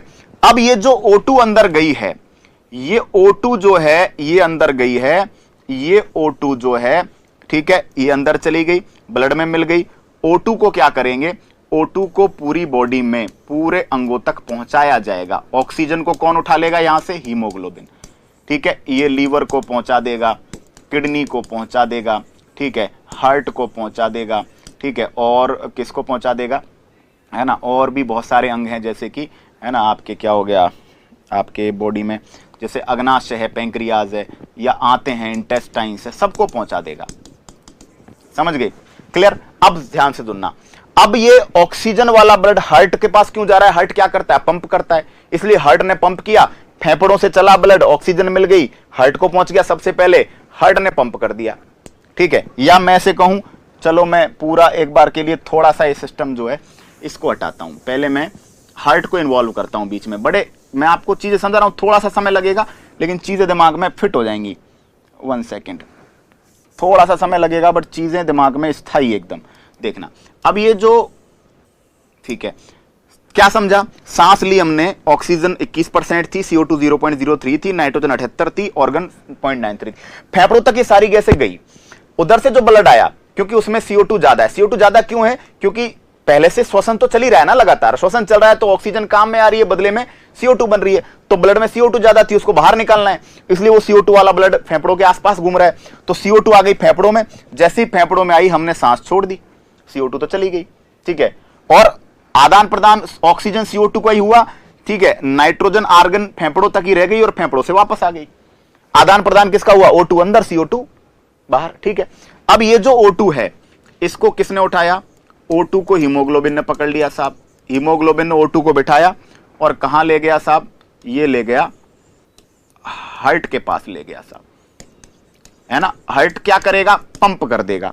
हार्ट ने पंप करा और हार्ट ने साहब पंप करके, ध्यान देना, हार्ट ने पंप करके यहां से, ये हार्ट का भाग है, ये मैंने पढ़ाया भी, ये है ना, ये आपका क्या बायां नील है, यहां से पूरी बॉडी के अंगों को चला गया, लीवर को चला गया, किडनी को चला गया, है ना। ठीक है, इसके बाद आपके किसको चला गया? पैंक्रियाज को चला गया, अग्नाशय को चला गया, ठीक है, और बॉडी की ग्लैंड्स को चला गया, ब्रेन को चला गया, ठीक है, सबको चला गया, यहां सब सेल्स को गया। ठीक है, ब्रेन को चला गया, सब सेल को गया। अब यहां सेल को आने के बाद यहां क्या हुआ साहब? O2 तो आ गई यूज में और CO2 हो गई फ्री। O2 आ गई यूज में, CO2 क्या हो गई? फ्री। अब CO2 वाले ब्लड को फिर कहां ले आए साहब? फिर हार्ट ने खींच लिया। ठीक, पूरी कहानी समझा रहा हूं, बड़े थोड़ा सा दिमाग पचाना पड़ेगा लेकिन काम चिल्ड हो जाएगा। ठीक है साहब, अब ये CO2 वाला जो ब्लड है, CO2 वाले ब्लड को फिर खींच लिया किसने? हार्ट ने खींच लिया, क्योंकि वापस फेफड़ों तक पहुंचाना है, और हार्ट ने खींच के यहां से ऐसे घुमा के और यहां भेज दिया सीधा। ठीक है, या यहां नहीं भेजा मानो, ये आ गया, देखो ये कहानी वापस रिपीट हो गई। ठीक है, अब समझो हुआ क्या है। हुआ ये है बच्चों, ध्यान देना, सांस ली, ऑक्सीजन 21% थी, CO2 0.03, नाइट्रोजन 78, आर्गन 0.93, फेफड़ों तक गई। ऑलरेडी फेफड़ों के पास कौन चक्कर लगा रहा था? ब्लड। ब्लड के पास CO2 ज्यादा था, ऑक्सीजन कम था, तो भाई साहब इधर CO2 ज्यादा, इधर ऑक्सीजन कम, इधर ऑक्सीजन ज्यादा, CO2 कम, तो ज्यादा से कम की तरफ गैसें जाती है। ऑक्सीजन कर गया जंप ब्लड में, और ब्लड से ऑक्सीजन, ब्लड से CO2 आ गई फेफड़ों में। जैसे ही फेफड़ों में आई हमने सांस छोड़ दिया, फेफड़ों में आई हमने क्या कर दिया? सांस को छोड़ दिया। बोलो, फिर सांस छोड़ दी। अब ये जो ऑक्सीजन अंदर गई है, उस ऑक्सीजन को ब्लड में से किसने, ब्लड में कौन बैठ गया उसके साथ? हीमोग्लोबिन। हीमोग्लोबिन जैसे ही बैठा, हीमोग्लोबिन ने हार्ट के पास ले गया साहब। ठीक है, हार्ट के पास ले गया। हार्ट ने क्या किया साहब? हार्ट ने, अब एक्चुअली देखा जाए तो हार्ट में भी यहां पे एंटर करता है ब्लड। ठीक है, डायग्राम प्रॉपरली बनाना है क्या पूरा है? तब तो मैं पूरा ही रास्ता बना दूं और तो क्या करें भाई, ये भी काट के बना देते हैं। चलो भाई, फिर कल को कोई कह दे कि साहब आपने तो डायग्राम में गड़बड़ कर दी, ठीक है, तो वो वाली गड़बड़ भी हटा देते हैं, चलो, है ना, ताकि किसी भी तरह की टेक्निकल मिस्टेक भी नहीं। वैसे मैं फॉर्मल डायग्राम बना रहा था। ठीक है, यहां से चला ब्लड और पहले आ गया यहां। ठीक है, कहां से चला साहब, ब्लड चला है ना, ये चला ब्लड और पहले फेफड़ों हार्ट में बाएं आलिंद में आया, ठीक है, ये बाएं आलिंद है और यहां से पूरी बॉडी में चला गया। फेफड़ों हार्ट के पास क्यों आया, ताकि हार्ट उसको पंप कर सके। कौन लेकर आया है, ऑक्सीजन को हीमोग्लोबिन, ठीक है, हीमोग्लोबिन ने पूरी बॉडी में घुमा दिया। बॉडी में घुमाने के बाद बॉडी की प्रत्येक कोशिका में चला गया, कोशिका में जाके CO2 भाई यूज में ले ली और बदले में ऑक्सीजन यूज में ले ली, बदले में CO2 निकाल दी। CO2 को लाने का काम कौन करता है, CO2 का परिवहन करते हैं बाइकार्बोनेट, CO2 का परिवहन बाइकार्बोनेट करते हैं, कुछ मात्रा में RBC या हीमोग्लोबिन करता है और कुछ मात्रा में ब्लड प्लाज्मा करती है। यानी देखा जाए तो जो आपके क्या बोलते हैं, 1 सेकेंड, जो CO2 का परिवहन है वो 3 चीजें करती हैं, ठीक है, क्लियर। अब जैसे ही CO2 बनी सेल्स में, तो किस किस ने उठाया, बाइकार्बोनेट्स ने, हीमोग्लोबिन ने और प्लाज्मा ने, ठीक है। ब्लड के ही थ्रू ये कहां पहुंच गया, हार्ट में आया, हार्ट में आके हार्ट से वापस कहां चला गया, लंग्स में चला गया, ठीक है। हार्ट से वापस कहां चला गया, बोलो, लंग्स में चला गया। जैसे ही हार्ट से लंग्स में गया, वापस वही कंडीशन आ गई, CO2 क्या हो गई बताओ, CO2 तो ज्यादा हो गई, ऑक्सीजन कम हो गई। जैसे ही ब्लड में CO2 ज्यादा हुई, ऑक्सीजन कम हुई, बताओ क्या कर दिया गया, CO2 को बाहर भेज दिया गया, ऑक्सीजन को अंदर भेज दिया गया। तो प्रक्रिया जो चल रही है, क्या चल रही है प्रक्रिया बेटा, प्रक्रिया यही चल रही है। प्रक्रिया बड़ी सिंपल है। प्रक्रिया क्या चल रही है भैया, प्रक्रिया ये चल रही है कि आपको क्या करना है, आपको पहले श्वसन की प्रक्रिया सबसे पहले बाहर से चालू करिए, बाहर से चालू करेंगे, बाहर से चालू करेंगे और बाहर से चालू करके इसको जो है अंदर की तरफ आपको लेकर जाना है, ठीक। क्या क्या किया, सबसे पहले सांस ली, ऑक्सीजन अंदर चली गई, CO2, नाइट्रोजन, ऑर्गन सब गए कहां तक, फेफड़ों तक, ठीक है। फेफड़ों में ऑक्सीजन ज्यादा हो गई, CO2 कम है। अंदर जो ब्लड है उसमें CO2 ज्यादा है, ऑक्सीजन कम है, तो CO2 आपने क्या कर ली, CO2 आपने ले ली और बदले में ऑक्सीजन छोड़ दी, CO2 आपने बाहर की तरफ ले ली, बाहर के लिए, और ऑक्सीजन आपने अंदर भेज दी। ऑक्सीजन चली गई अंदर, अब ऑक्सीजन ब्लड में मिल गई, हीमोग्लोबिन ने उठाया और पहले हार्ट के पास गया वो, क्योंकि हार्ट पंप करेगा पूरी बॉडी में, तो हार्ट ने पंप करके पूरी बॉडी में भेज दिया। बॉडी में भेजने के बाद जो ऑक्सीजन है वो तो आ गई काम में, श्वसन में, और CO2 बदले में रिलीज हो गई। CO2 को किसने उठाया वापस, अब CO2 ऑक्सीजन का परिवहन हीमोग्लोबिन कर रहा है, CO2 का परिवहन बाइकार्बोनेट, हीमोग्लोबिन और प्लाज्मा। अरे अच्छे आदमी को एक ही आदमी ले जा सकता है, बुरे आदमी को 3-3, 4-4 आदमी को पकड़ के लाना पड़ता है। तो CO2 को पकड़ के ले जाना पड़ेगा, CO2 को वापस वही हार्ट में गए और लास्ट में हार्ट के दाएं निलय से, ठीक है, पहले इधर बाएं निलय से निकलते हैं, फिर इधर दाएं निलय से निकलते हैं, दाएं निलय से निकलकर वापस हम फेफड़ों के पास ले आए। जैसे ही फेफड़ों के पास आए, श्वसन तो लगातार चल रहा है, फेफड़ों के पास आए तो फेफड़ों में क्या हाल चल रहा होगा, जब सांस लिया होगा तो ऑक्सीजन ज्यादा, CO2 कम, और ब्लड में जो आप CO2 लाए हो वो ज्यादा, ऑक्सीजन कम। फिर वही प्रोसेस हुई, CO2 बाहर चली गई, ऑक्सीजन अंदर आ गई। ऑक्सीजन अंदर जाते ही फिर ऑक्सीजन को उसे घुमाया, घुमा के बदले में CO2 ले ली, CO2 को फिर घुमा के फिर फेफड़ों में ले आए, फिर सांस छोड़ दी, CO2 बाहर और फिर ऑक्सीजन अंदर। जैसे ही ऑक्सीजन अंदर गई वही प्रक्रिया वापस चली गई। तो जब आप सांस लेते हो तो ऑक्सीजन ज्यादा होती है, और जब हम सांस छोड़ते हैं, जब हम सांस छोड़ते हैं तो ध्यान रखना है, तो ऑक्सीजन जो है वो हो जाती है 16 से 17%, CO2 जो है वो याद रखना गई जब कितनी थी, 0.03, ऑक्सीजन घट गई और बदले में क्या बढ़ के आई है, CO2 4%, ठीक है। बाकी नाइट्रोजन वही 78% और आर्गन वही 0.93%। बात समझ में आई क्या, बात क्या समझ रहे हो, बात आप ये समझ रहे हो कि जब हम सांस लेते हैं तो भी सारी गैसें अंदर जाती हैं और जब हम सांस छोड़ते हैं तो भी सारी गैसें बाहर जाती है। अंतर सिर्फ इतना होता है, जब हम सांस लेते हो तो CO2 और ऑक्सीजन का आदान प्रदान होता है, तो जब आप सांस लेते हो ऑक्सीजन चली जाती है बॉडी में और बदले में CO2 फेफड़ों में आ जाती है, वहां से हम उसको बाहर छोड़ देते हैं। जो ऑक्सीजन अंदर गई है वहां से तुरंत उठाएगा हीमोग्लोबिन ब्लड में, और ब्लड में हीमोग्लोबिन ब्लड के साथ मिलकर वो पहले हार्ट के पास जाएगा। हार्ट में पहले बाएं आलिंद फिर बाएं निलय से निकलेगा प्रेशर के साथ, और फिर पूरी बॉडी की प्रत्येक कोशिका तक वो ब्लड पहुंचेगा ऑक्सीजन वाला। ऑक्सीजन को वहां काम में ले लेंगे, ऑक्सीजन के बदले में वहां क्या बन जाएगी, CO2। CO2 क्या करेगी, अब CO2 को बाहर निकालना है, फेफड़े ही निकालेंगे बाहर, लेकिन फेफड़ों तक लाए भी तो सही। तो हार्ट कह रहा है भाई इंजन तो मैं हूं, तो CO2 वाला ब्लड फिर आया हार्ट के पास, दाएं आलिंद में, फिर दाएं नले में, दाएं नले से निकला और फेफड़ों के पास ले आया ब्लड। अब फेफड़ों के पास जब ले आया तो श्वसन चल रहा है लगातार। फेफड़ों के पास वाले ब्लड में CO2 ज्यादा है, ऑक्सीजन कम है। जैसे ही आपने सांस ली वहां ऑक्सीजन ज्यादा थी, CO2 कम था। तो बताओ ऑक्सीजन अपनी ज्यादा से कम में चली जाएगी फेफड़ों से बॉडी में, और CO2 अपने ज्यादा से कम में चली जाएगी बॉडी से फेफड़ों में, ब्लड से फेफड़ों में। अरे फेफड़ों से ब्लड और ब्लड से फेफड़ों में, ज्यादा से कम की तरफ, है ना। ऑक्सीजन इधर ज्यादा इधर कम है तो ऑक्सीजन जाएगी ब्लड में, है ना। और CO2 ब्लड में ज्यादा है फेफड़ों में कम है तो CO2 आ जाएगी फेफड़ों में। जैसे ही फेफड़ों में आई हम सांस छोड़ देंगे, है ना। जैसे ही फेफड़ों में हम सांस छोड़ेंगे तो श्वसन के दौरान जब आप सांस लेते हो तो ऑक्सीजन 21% होती है, और जब आप छोड़ते हो तो वो 16 से 17% हो जाती है। और जब आप सांस क्या करते हो, जब आप सांस लेते हो तो CO2 जो 0.03% है वो छोड़ते समय 4% हो जाती है। ठीक है, बात समझ में आ गई? चलिए, क्लियर है? तो ये है फंडा एक्चुअल में कैसे हमारी बॉडी में रेस्पिरेशन चल रहा है। बात को समझ रहे हैं आप? सबसे पहले वापस मैंने ये इसको प्रक्रिया को समझने में बच्चों को समय लगता है, ठीक है, इसीलिए मैंने पूरा फ्लो चार्ट आपको समझाया है। मैंने डायग्राम तीर भी पहले मैं फॉर्मली बनाने का सोच रहा था, फिर मुझे लगा कि नहीं फॉर्मल से कंफ्यूजन हो जाएगा, कई कल को कोई बच्चा पकड़ ले कि सर आपने दाएं आलिंद में घुसा दिया, फिर मैंने एग्जैक्ट ही डायग्राम बना दिया। समझ गए बात को? क्लियर है? तो ये स्क्रीनशॉट आपको मिलेगा, मैं इसको उड़ा रहा हूं। और अब हम चलते हैं श्वसन की क्रियाविधि। तो बेटा श्वसन की जो क्रियाविधि है वो दो भागों में है ना। बाह्य श्वसन, फुफ्फुसीय श्वसन, दूसरा सेलुलर रेस्पिरेशन, इंटरनल रेस्पिरेशन। समझना, देखो बाह्य श्वसन का मतलब, अब आप देखो एक्चुअल में दो काम चल रहे हैं, एक तो फेफड़ों और किसके बीच, है ना, लंग्स प्लस एनवायरनमेंट के बीच, लंग्स और एनवायरनमेंट के बीच चल रहा है, ठीक है।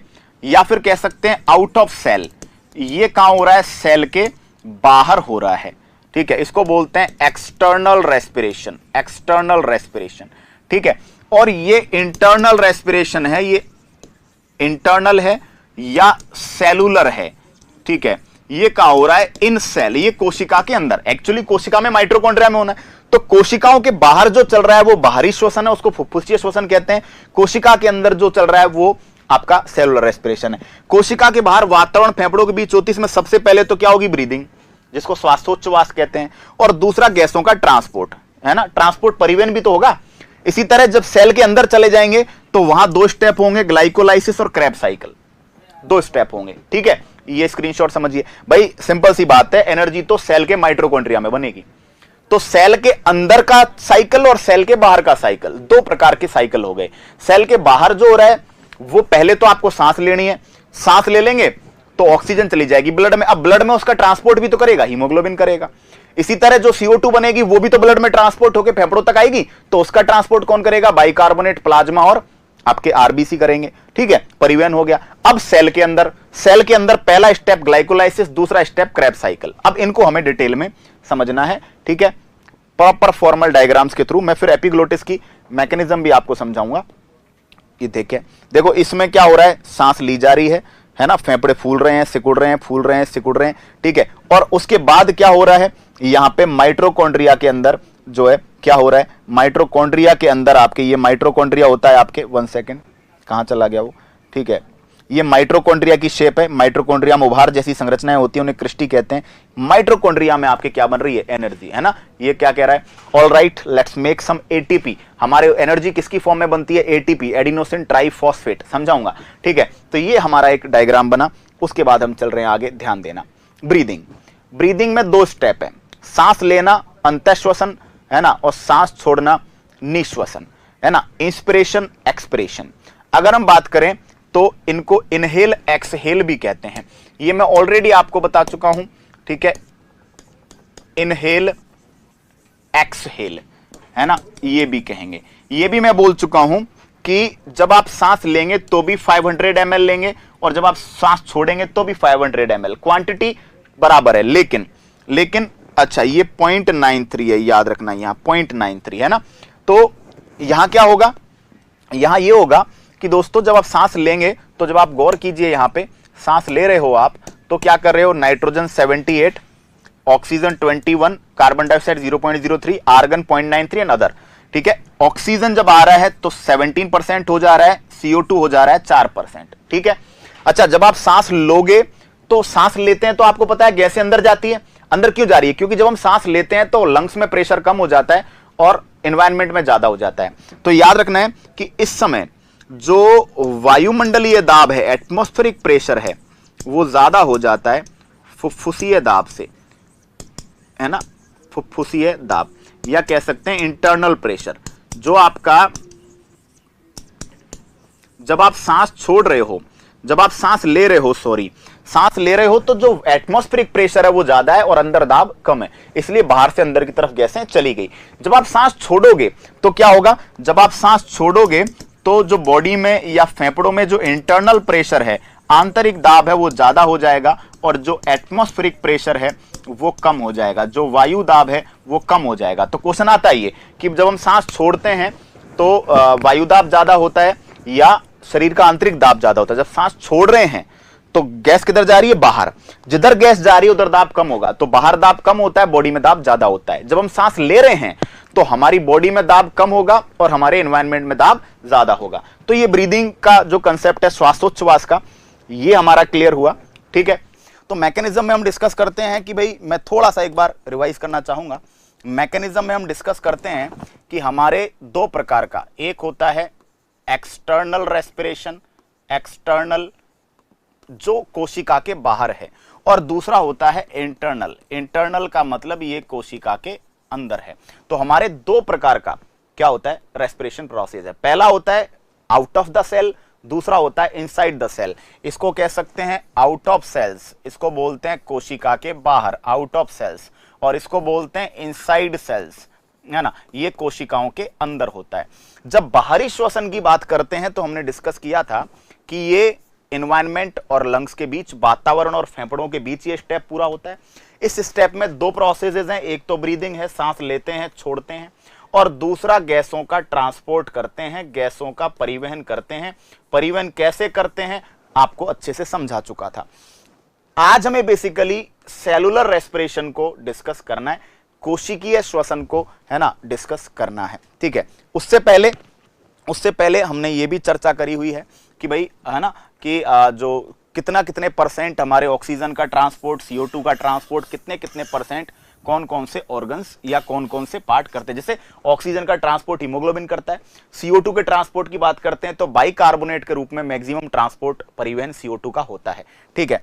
अब चलिए, अब हम आगे जब बात करेंगे तो हमें बात करनी है, अब ये डायग्राम्स की मदद से हम समझ रहे हैं, ये कोशिका के बाहर है, ये फेफड़ों और किसके बीच है? देखिए, फेफड़े फूल रहे हैं, सिकुड़ रहे हैं, फूल रहे हैं, सिकुड़ रहे हैं, ये क्या है? कोशिका के बाहर है। और ये सेल के अंदर है, ये माइटोकॉन्ड्रिया आप देख पा रहे होंगे, है ना। माइटोकॉन्ड्रिया के अंदर, कोशिकाओं के अंदर फाइनली क्या होता है? एनर्जी प्रोड्यूस होती है। आगे बात करेंगे। आगे दोस्तों, ब्रीदिंग के बारे में भी मैं बता चुका था, सांस लेना, सांस छोड़ना, इंस्पायरेशन, एक्सपायरेशन।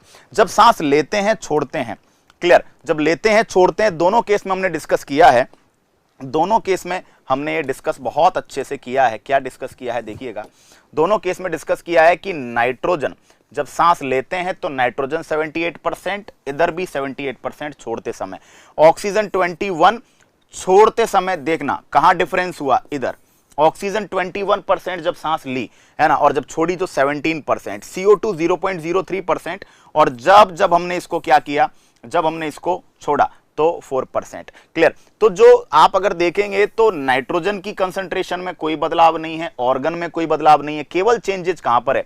ऑक्सीजन और CO2 के साथ। सांस लेते समय ऑक्सीजन 21% बॉडी में जाती है, 17% बाहर आ जाती है। सांस छोड़ते समय CO2, सांस लेते समय ऑक्सीजन 21% जाती है, 17% वापस आ जाती है, और CO2 सांस लेते समय 0.03% जाती है, आते समय 4%, है ना। दोनों, जब हम सांस लेते हैं, सांस छोड़ते हैं, तो दोनों ही कंडीशन में लगभग 500 ml वॉल्यूम ऑफ एयर, दोनों ही कंडीशन में वायु का लगभग 500 ml आयतन है जो बॉडी में, है ना, जो आता है जाता है। अच्छा, एक बात और ध्यान रखेंगे, जब आप सांस लेते हैं तो ये ध्यान रखना है, जब आप सांस लेते हैं तो वायुदाब यानी कि एटमॉस्फेरिक प्रेशर शरीर के इंटरनल प्रेशर से ज्यादा होता है। जब हम सांस लेते हैं तो वायु दाब ज्यादा होता है, बाहर का दाब ज्यादा है, इसलिए गैसें बाहर से अंदर चली जाती हैं। और जब हम सांस छोड़ते हैं तो उस केस में इंटरनल प्रेशर ज्यादा हो जाता है, बॉडी का इंटरनल प्रेशर ज्यादा हो जाता है और जो एटमॉस्फेरिक प्रेशर है वो कम हो जाता है। क्लियर? तो ये भी ध्यान रखना है, कभी कभार क्वेश्चन आ जाए कि जब एटमॉस्फेरिक प्रेशर ज्यादा हो और बॉडी का इंटरनल प्रेशर कम हो, तो जब वातावरण में दाब ज्यादा है और अंदर दाब कम है तो गैसें हमेशा हाई प्रेशर से लो प्रेशर जाती हैं, तो गैसें बाहर से अंदर जाएंगी। और जब जब अंदर दाब ज्यादा है, इंटरनल प्रेशर ज्यादा है, बाहर प्रेशर कम है, तो गैसें अंदर से बाहर। क्लियर? तो सांस लेना, सांस छोड़ना, है ना, और कहते हैं इनहेल एक्सहेल, है ना, क्या बोलते हैं? इनहेल एक्सहेल, अंतःश्वसन निश्वसन। ठीक है, क्लियर हो गई बात यहां तक? चलिएगा, ये हमें अच्छे से समझ लेना है। ठीक है, तो जब हम बात कर रहे हैं ब्रीदिंग को लेकर, when we are talking about inhale and exhale, तो हम क्या डिस्कस कर रहे हैं? हम डिस्कस करना चाह रहे हैं कि भाई कैसे सांस ली जाती है, कैसे सांस छोड़ी जाती है। ठीक है, तो ये अपने को समझ में आया। अब इसके बाद अपने को ये समझना है कि भाई हमारी बॉडी के अंदर, क्योंकि जब एक्सटर्नल रेस्पिरेशन को तो हम समझ चुके हैं, गैसों का परिवहन कैसे होता है उसको लेकर भी डिस्कशन करना है। ठीक है, अब चलो, अब मैं बढ़ता हूं आगे। आगे जब मैं बढ़ूंगा तो हम चलेंगे 1 सेकेंड आगे। अब मैं सांस लेने की प्रोसेस आपको समझाने जा रहा हूं। देखो, जब हम सांस लेते हैं तो किस तरह का, 1 सेकेंड, किस तरह का प्रोसेस हमारा रहता है। देखो भाई, हमारी बॉडी में, बॉडी के अपर चेंबर लोअर चेंबर को अलग करने का काम करता है डायफ्राम। हमारे ट्रंक के अंदर, हमारे धड़ के अंदर डायफ्राम होता है, एक मसल होती है। तो मसल एक तरीके से यहां पे ऐसे है ना। अब ये मसल क्या करती है? लोअर चेंबर को अपर चेंबर से अलग करती है। लोअर चेंबर में हमारी आंतें हैं, इंटेस्टाइन है, लीवर है ना, ये सब है। और अपर चेंबर में क्या है? लंग्स है और, है ना, हार्ट है। तो अपर चेंबर में अब जब आप सांस लेंगे, देखो तो क्या क्या होगा। जब हम सांस लेंगे तो बताओ गैसें कहां से कहां एंटर कर रही होंगी? जब हम सांस लेंगे तो गैसें यहां एंटर कर रही होंगी। अब जब सांस लेंगे तो क्या होगा? सांस लेंगे तो जो डायफ्राम है ना हमारा, वो डायफ्राम क्या करेगा? नीचे की तरफ जाएगा। क्लियर? तो डायफ्राम किधर जाएगा? जब हम सांस लेंगे डायफ्राम नीचे जाएगा, और डायफ्राम नीचे जाने से जो लंग्स हैं, है ना, वो क्या हो जाएंगे बताओ? एक्सपेंड हो जाएंगे, लंग्स, फेफड़े फूल जाएंगे। तो जब हम सांस लेंगे तो फेफड़े फूल जाएंगे, और साथ में क्या होगा? जो डायफ्राम है वो नीचे की तरफ चला जाएगा, डायफ्राम।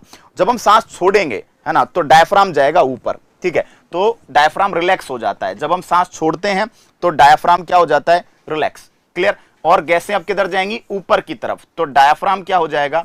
डायफ्राम रिलैक्स, रिलैक्स हो जाएगा। और डायफ्राम रिलैक्स होगा, साथ ही साथ जो लंग्स हैं उनका वॉल्यूम क्या हो जाएगा? फेफड़ों का आयतन कम हो जाएगा, फेफड़े सिकुड़ जाएंगे, लंग्स क्या हो जाएंगे? सिकुड़ जाएंगे। ठीक है, अच्छा एक चीज और है।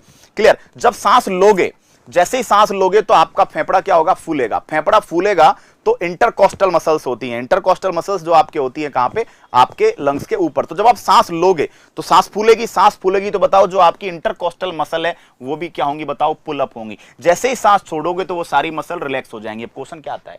क्वेश्चन आता है कि साहब सांस लेते हैं तो क्या होता है? तो हम सांस लेते हैं तो फेफड़ों का वॉल्यूम, लंग्स का वॉल्यूम बढ़ता है, साथ ही साथ डायफ्राम जो होता है वो नीचे की तरफ खिसकता है, डायफ्राम नीचे जाएगा, और साथ ही साथ जो इंटरकोस्टल मसल्स होती हैं वो क्या होती हैं? इंटरकोस्टल मसल जो होती है वो खिंचती हैं, पुल अप होती हैं, है ना, ऊपर की तरफ उठती हैं। और जब आप सांस छोड़ते हैं तो इसका सबका उल्टा हो जाता है, फेफड़ों का वॉल्यूम कम हो जाता है, साथ ही साथ जो आपका डायफ्राम है वो रिलैक्स हो जाता है, और आपकी इंटरकोस्टल मसल भी रिलैक्स हो जाती है। आई थिंक ये बात आपके दिमाग में बैठ गई होगी। ठीक है, अब मैं बढ़ता हूं आगे। जब हम आगे बढ़ते हैं तो हम क्या देखते हैं? आगे बढ़ते हैं तो देखिए, ये जो है हमने एक थ्योरेटिकल सेगमेंट यहां पे, जब हम सांस लेते हैं तो एटमॉस्फेरिक प्रेशर, देखो सांस लेंगे तो सिंपल सी बात है एटमॉस्फेरिक प्रेशर कम होगा, और इंटरनल प्रेशर, एटमॉस्फेरिक प्रेशर ज्यादा होगा, इंटरनल प्रेशर कम होगा, तो बाहर से गैसें अंदर जाएंगी। ठीक है, क्लियर हुआ? जब हम सांस लेते हैं तो एटमॉस्फेरिक प्रेशर का मान लंग्स के इंटरनल प्रेशर से ज्यादा होता है ना, ये दाब है, दाब है ना, दाक नहीं है, दाब है। तो फेफड़ों में वायु प्रवेश करती है। जैसे ही फेफड़ों में वायु प्रवेश करेगी तो बताओ रिब्स और स्टर्नम फैलेंगे। अरे स्टर्नम कहां है? स्टर्नम ये रहा, ये रहा स्टर्नम, और रिब्स कहां है? रिब्स ये रही। तो जैसे आप सांस लोगे, बेसिक सी बात है, सांस लोगे तो बताओ क्या हुआ? फैला, स्टर्नम फैला, साथ ही साथ हमारी रिब्स फैली। साथ में ये याद रखना कि डायफ्राम जो होता है वो कॉन्ट्रैक्ट होता है। डायफ्राम किधर की तरफ जाएगा? नीचे की तरफ। तो डायफ्राम कॉन्ट्रैक्ट होगा और जो चेस्ट है उसका वॉल्यूम बढ़ जाएगा। सेम इसका उल्टा होगा जब आप छोड़ते हैं वायु, है ना। जब हम सांस छोड़ते हैं तो एटमॉस्फेरिक प्रेशर का मान कम हो जाता है, इंटरनल प्रेशर ज्यादा हो जाता है। उस केस में फेफड़ों में से एयर बाहर निकलेगी।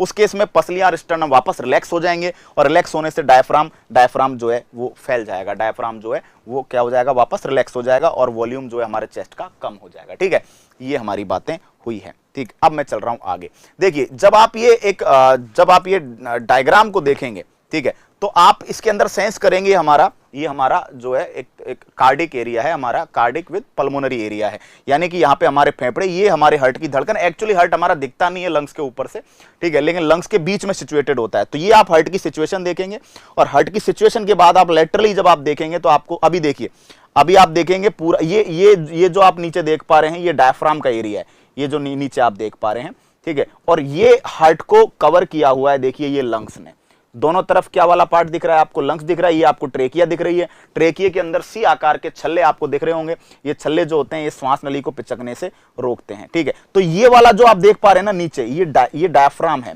ठीक है, ये ऊपर आपको दिख रहे हैं लंग्स, और इनके बीच की कैविटी में आपको क्या देखने को मिलता है, हार्ट देखने को मिलता है, ठीक है।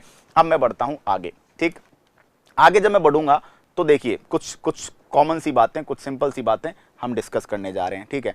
क्या कि लंग्स में एयर का जो वॉल्यूम है उसको मापने के लिए जो इंस्ट्रूमेंट काम में लेते हैं उसको बोलते हैं स्पायरोमीटर। क्या बोलते हैं? स्पायरोमीटर। और एक स्वस्थ व्यक्ति के अंदर, एक एडल्ट हेल्दी ह्यूमन में 12 से 16 बार हार्ट रेट होती है। एग्जाम में 14 से 18 बार भी कहा हुआ है। ये ध्यान रखना, जो चाइल्ड होता है, जो बच्चा होता है उसमें हार्ट रेट बहुत ज्यादा होती है, सॉरी, बच्चे में हार्ट रेट भी ज्यादा होती है, बच्चे में रेस्पिरेशन रेट भी ज्यादा होती है। इवन 25 से 30 ही नहीं, मैं 30 प्लस की भी बात कर सकता हूं। बच्चा जो होता है 1 मिनट में 30 से ज्यादा बार सांस लेता है।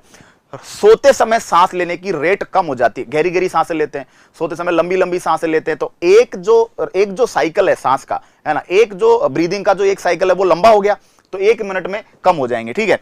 तो सोते समय हमारी रेस्पिरेशन रेट स्लो हो जाती है। बच्चों में पर मिनट 30 से 40 बार रेस्पिरेशन होता है। अब ये कुछ टर्म्स है जो एनसीईआरटी ने दी है। पहला है टाइडल वॉल्यूम। क्या होता है? प्रति श्वास, हम ईच ब्रीदिंग, हम जितनी गैस अंदर लेते हैं या जितनी गैसेस बाहर छोड़ते हैं उसकी मात्रा, उसकी क्वांटिटी। देखो सांस ली, simply without any force, simply हम जितनी सांस अंदर लेते हैं, जितनी सांस बाहर छोड़ते हैं, उसको टाइडल वॉल्यूम कहते हैं, है ना। और लगभग 500 ml पर मिनट होता है, ठीक है। जो 500 ml एक बार में, और पूरे मिनट में 6 से 8 लीटर। यानी कि अगर सिंपली बात करें हम, तो हम हर सांस में 500 ml वायु लेते हैं, देन 500 ml वायु ही छोड़ते हैं, ठीक है। इसको टाइडल वॉल्यूम कहते हैं, ज्वारीय आयतन। दूसरी टर्म है IRV, inspiratory reserve volume. Hindi में बोलते हैं अंतःश्वसन सुरक्षित आयतन।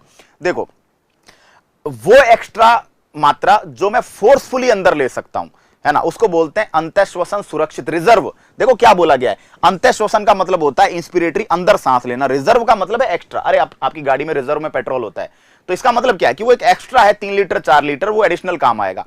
तो रिजर्व का मतलब ही वही है कि आप फोर्सफुली सांस लेकर जितनी एक्स्ट्रा वायु ले सकते हैं, फोर्सफुली सांस खींचकर, एकदम, है ना, गहरी सांस होता है ना, फोर्सफुली जब आप इनहेल करते हैं तो वायु की जो एक्स्ट्रा क्वांटिटी आप ले पाते हैं उसको IRV कहते हैं, जो 2500 से 3000 ml होती है। नेक्स्ट ERV, छोड़ते समय वायु की, देखो वो IRV है इंस्पिरेटरी, ये छोड़ते समय एक्सपिरेटरी, निश्वासित सुरक्षित आयतन, वायु की वह मात्रा जो व्यक्ति बलपूर्वक सांस छोड़कर बाहर भेजता है, ये 1000 से 1100 ml होती है। क्लियर। इसके बाद बात करें RV, IRV और ERV, है ना, इसकी बात करते हैं। एक और आगे डेटा लिखा हुआ है, देखिए ये वाला RV, ये वाला यहां पे लिखा हुआ है अवशिष्ट आयतन, रेजिडुअल वॉल्यूम।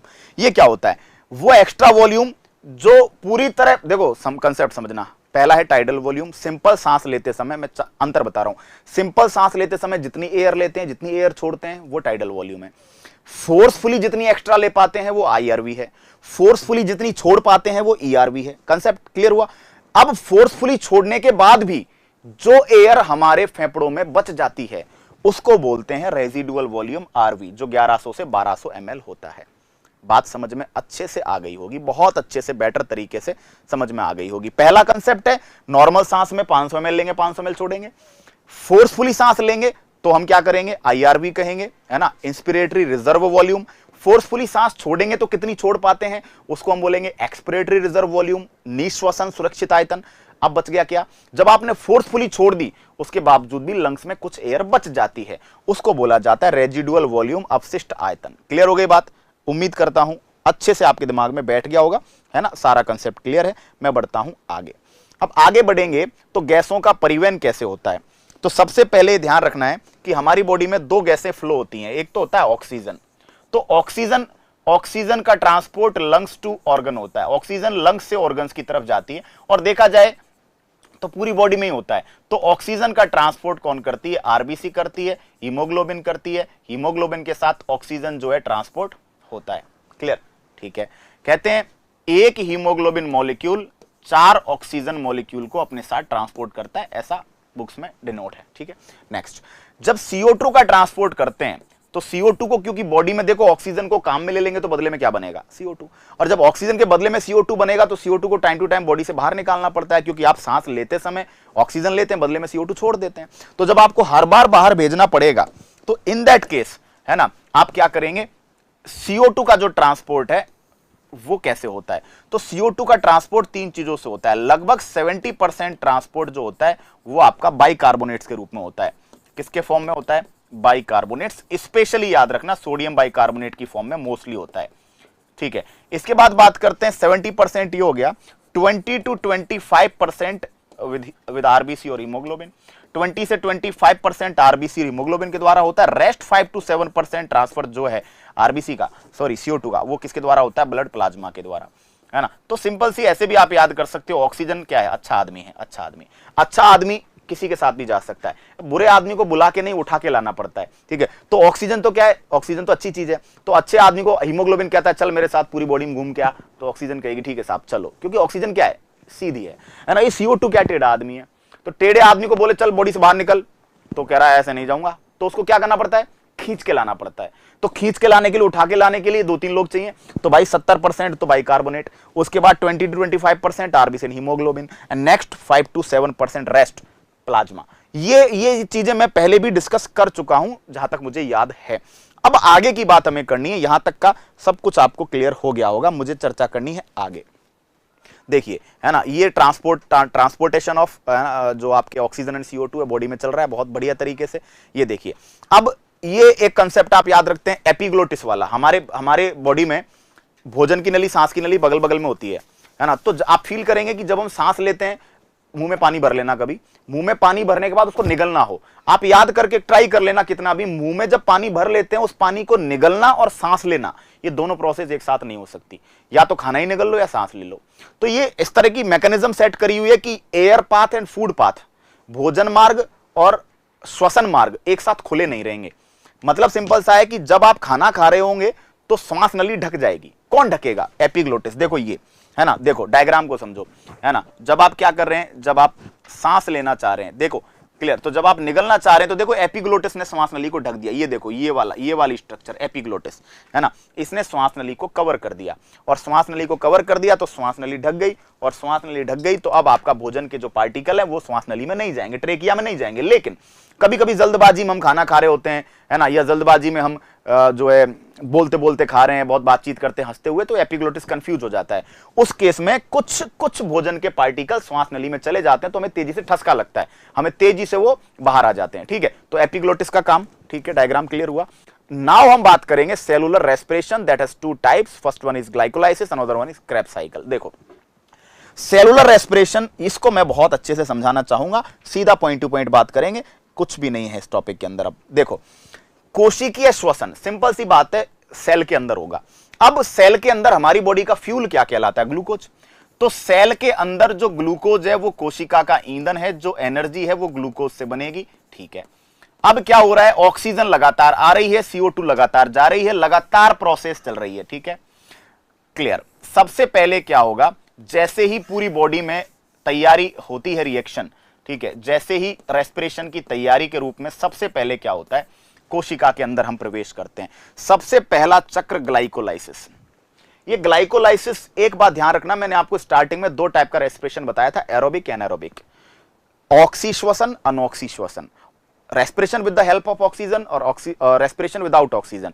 ऐसा श्वसन जिसमें ऑक्सीजन की जरूरत है, ऑक्सी श्वसन, ऐसा श्वसन जिसमें ऑक्सीजन की जरूरत नहीं है, अनऑक्सी श्वसन। दुनिया में दोनों ही टाइप के जीव अवेलेबल हैं, कुछ एरोबिक करते हैं, कुछ एनारोबिक करते हैं, कुछ ऑक्सी श्वसन करते हैं, कुछ अनऑक्सी श्वसन करते हैं। लेकिन द मोस्ट इंपोर्टेंट क्वेश्चन कि दोनों ही प्रकार के जीवों में जो ग्लाइकोलाइसिस है ना, ये पाया जाता है। यानी glycolysis is the universal step. Glycolysis, अब देखो भाई, सांस लेना, पेड़ पौधों में, पेड़ पौधे जो होते हैं वो नाक से सांस थोड़ी लेते हैं। पेड़ पौधों में क्या होता है? पत्ते होते हैं, पत्तियों की सरफेस पे छोटे छोटे रंध्र होते हैं, स्टोमेटा होते हैं, तो वहां से पड़ते हैं, वहां से वो गैसेज अंदर लेते छोड़ते हैं। क्लियर? अब सुनना, हमारे क्या हो रहा है, सबसे पहला ये चक्र संपन्न कहां होता है, सेल के साइटोप्लाज्म में। कहां संपन्न होता है, कोशिका के अंदर पहले साइटोप्लाज्म में जाएंगे, उसके बाद माइटोकॉन्ड्रिया में, फाइनल टच माइटोकॉन्ड्रिया में होगा, लेकिन पहले की फिनिशिंग कहां होगी, साइटोप्लाज्म में जाएंगे। ये चक्र अनॉक्सी है, मतलब स्टिल ग्लाइकोलाइसिस में ऑक्सीजन काम में नहीं आ रही है, चाहे आप जीव ऑक्सी हो चाहे जीव अनॉक्सी हो, ऑक्सीजन काम में ग्लाइकोलाइसिस में नहीं आती है ना। यहां क्या होता है, ये काम की बात है, ग्लूकोज जो होता है, ये ध्यान रखना, ऑक्सीजन के एब्सेंस में ग्लूकोज क्या करेगा, दो मॉलिक्यूल किसके बनाएगा, पायरुविक एसिड के। किसके बनाएगा, पायरुविक अम्ल बनाएगा, दो मॉलिक्यूल।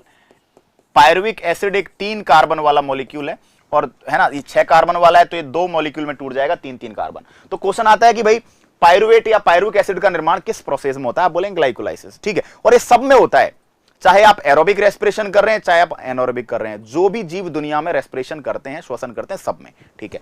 इस साइकिल का नाम है ईएमपी, एम्बडेन, मेयरहॉफ एंड पार्सन। 3 साइंटिस्ट ने इसको क्या किया था, है ना, लोगों की नजर में लाए थे, एम्बडेन, मेयरहॉफ और पियर्सन। इस पूरे साइकिल में 2 एटीपी, 4 एटीपी बनते हैं, 2 खर्च हो जाते हैं, 2 एटीपी का प्रॉपर बेनिफिट होता है, यानी कि 2 एटीपी तो आपको यहां से मिल गए। क्लियर। अब काम की बात नेक्स्ट जो मैं आगे जा रहा हूं वो क्या, कि यहां तक की क्रिया तो सारे जीवों में सेम चलती है, चाहे ऑक्सी शोषण कर रहे हैं चाहे अनॉक्सी। अब इसके बाद क्या होता है, जैसे ही पायरुविक एसिड बना तो जो अनॉक्सी शोषण करते हैं, किसी में ये अल्कोहल बना लेगा, किसी में लैक्टिक एसिड बना लेगा, ठीक है। हमारे अंदर ये पायरुविक एसिड नेक्स्ट स्टेप में एंटर कर जाता है, और उस स्टेप का नाम है क्रेब्स साइकिल। समझना, दोबारा समझना, यहां तक की प्रोसेस कॉमन चलती है, पायरुविक एसिड सब में बनता है। पायरुविक एसिड से आगे चल के डिपेंड करेगा कि जीव ऑक्सी है कि अनॉक्सी है। अनॉक्सी है तो लैक्टिक एसिड बन सकता है, एल्कोहल बन सकता है, और अगर ऑक्सी है तो क्रेब्स चक्र आएगा और वाटर और CO2 बनेगी, CO2 को बाहर निकाल देंगे। हमारे अंदर ऐसा ही होता है। तो पायरुविक अम्ल किस में एंटर कर जाता है सर, नेक्स्ट साइकिल में, जिसका नाम है क्रेब्स साइकिल।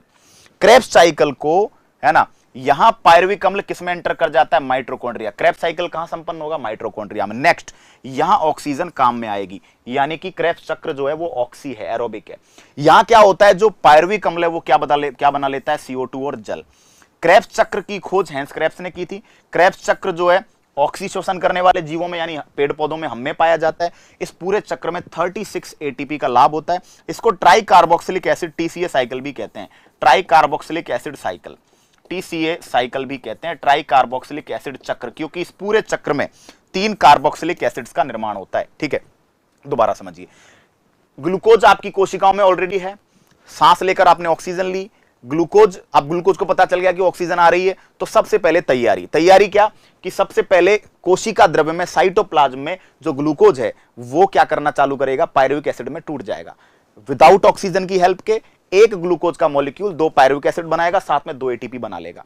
अब ये पायरुविक एसिड के बाद क्या होगा, ये डिपेंड करेगा कि जीव ऑक्सी है कि अनॉक्सी है। अनॉक्सी है तो ये 2 एटीपी ऊर्जा ही बनेगी, इसके बाद एनर्जी नहीं बनेगी। तो जितने भी एनारोबिक जीव हैं, ये सब वो हैं जिनको बहुत कम एनर्जी की जरूरत है, ये 2 एटीपी में अपना काम चला लेते हैं। लेकिन जितने भी पावरफुल ऑर्गेनिज्म है, जो ज्यादा वर्किंग में रहते हैं, जिनका फिजियोलॉजी बहुत स्ट्रांग है, जिनके अंदर बहुत प्रोसेसेस चलती रहती है, ऊर्जा खर्च होती है, तो उनको पार नहीं पड़ती उनकी 2 एटीपी से। तो उनमें क्या होता है, पायरुविक अम्ल एंटर कर जाता है in next step, and that is called Krebs cycle. Krebs cycle जो होता है ये माइटोकॉन्ड्रिया में संपन्न होता है। As you all know that mitochondria is the powerhouse of cell. कोशिका का क्या कहते हैं, पावर हाउस, इसीलिए कहते हैं क्योंकि पावर बनती है वहां पे। ये पायरुविक अम्ल जो होता है किसमें बदल जाएगा, CO2 और वाटर में। श्वसन की क्रिया में क्या बनता है हमारे, CO2, साथ में वाटर बनता है। CO2 बाहर चली जाएगी अभी घूम के, CO2 को RBC पकड़ लेगी, और RBC पकड़ के RBC बाइकार्बोनेट, है ना, और प्लाज्मा पकड़ के कहां छोड़ देंगे, फेफड़ों के पास। सांस छोड़ेंगे, CO2 बाहर, ऑक्सीजन अंदर। ऑक्सीजन आते ही फिर सेम प्रोसेस चलेगी, यहां तक आते आते फिर CO2 बन जाएगी, CO2 को वापस बाहर निकालेंगे। ये प्रोसेस राउंड एंड राउंड चलती रहती है। साथ में पानी भी बनता है। जब आप सांस लेंगे तो कभी सांस लेना, जहां पे आप सांस लेते हैं, रजाई वजाई ओढ़ते हैं, वहां हल्का गीला गीला हो जाएगा। क्यों, क्योंकि जो पानी बनता है वो थोड़ा सा वेपर की फॉर्म में बाहर भी जाता है, ठीक है। अब ये ध्यान रखना कि जो जीव अनॉक्सी श्वसन करते हैं उनमें तो केवल 2 एटीपी बनते हैं, और जो जीव ऑक्सी श्वसन करते हैं उनमें 2 एटीपी इधर और 36 एटीपी इधर, तो टोटल 38 एटीपी का फायदा हो जाता है। तो स्क्रीनशॉट यहां से ले लीजिएगा, अपने को नहीं लेना है, बच्चे ले लेंगे, ठीक है। चलो अब मैं बढ़ता हूं आगे, अब बढ़ूंगा मैं आगे, और देखिए अब मैं आपको बाकी की चीजों पे, है ना, सारी चीजें बिल्कुल देखिए। सभी श्वसन करने वाले जीवों में ग्लाइकोलाइसिस होता है। ग्लाइकोलाइसिस के बाद अनॉक्सी श्वसन करने वाले जीवों में, देखिए ये डिस्कशन हो चुका कि ग्लाइकोलाइसिस के बाद जो एनारोबिक रेस्पिरेशन कर रहे हैं उनमें क्या होता है। जो एनारोबिक रेस्पिरेशन करते हैं उनमें ग्लाइकोलाइसिस के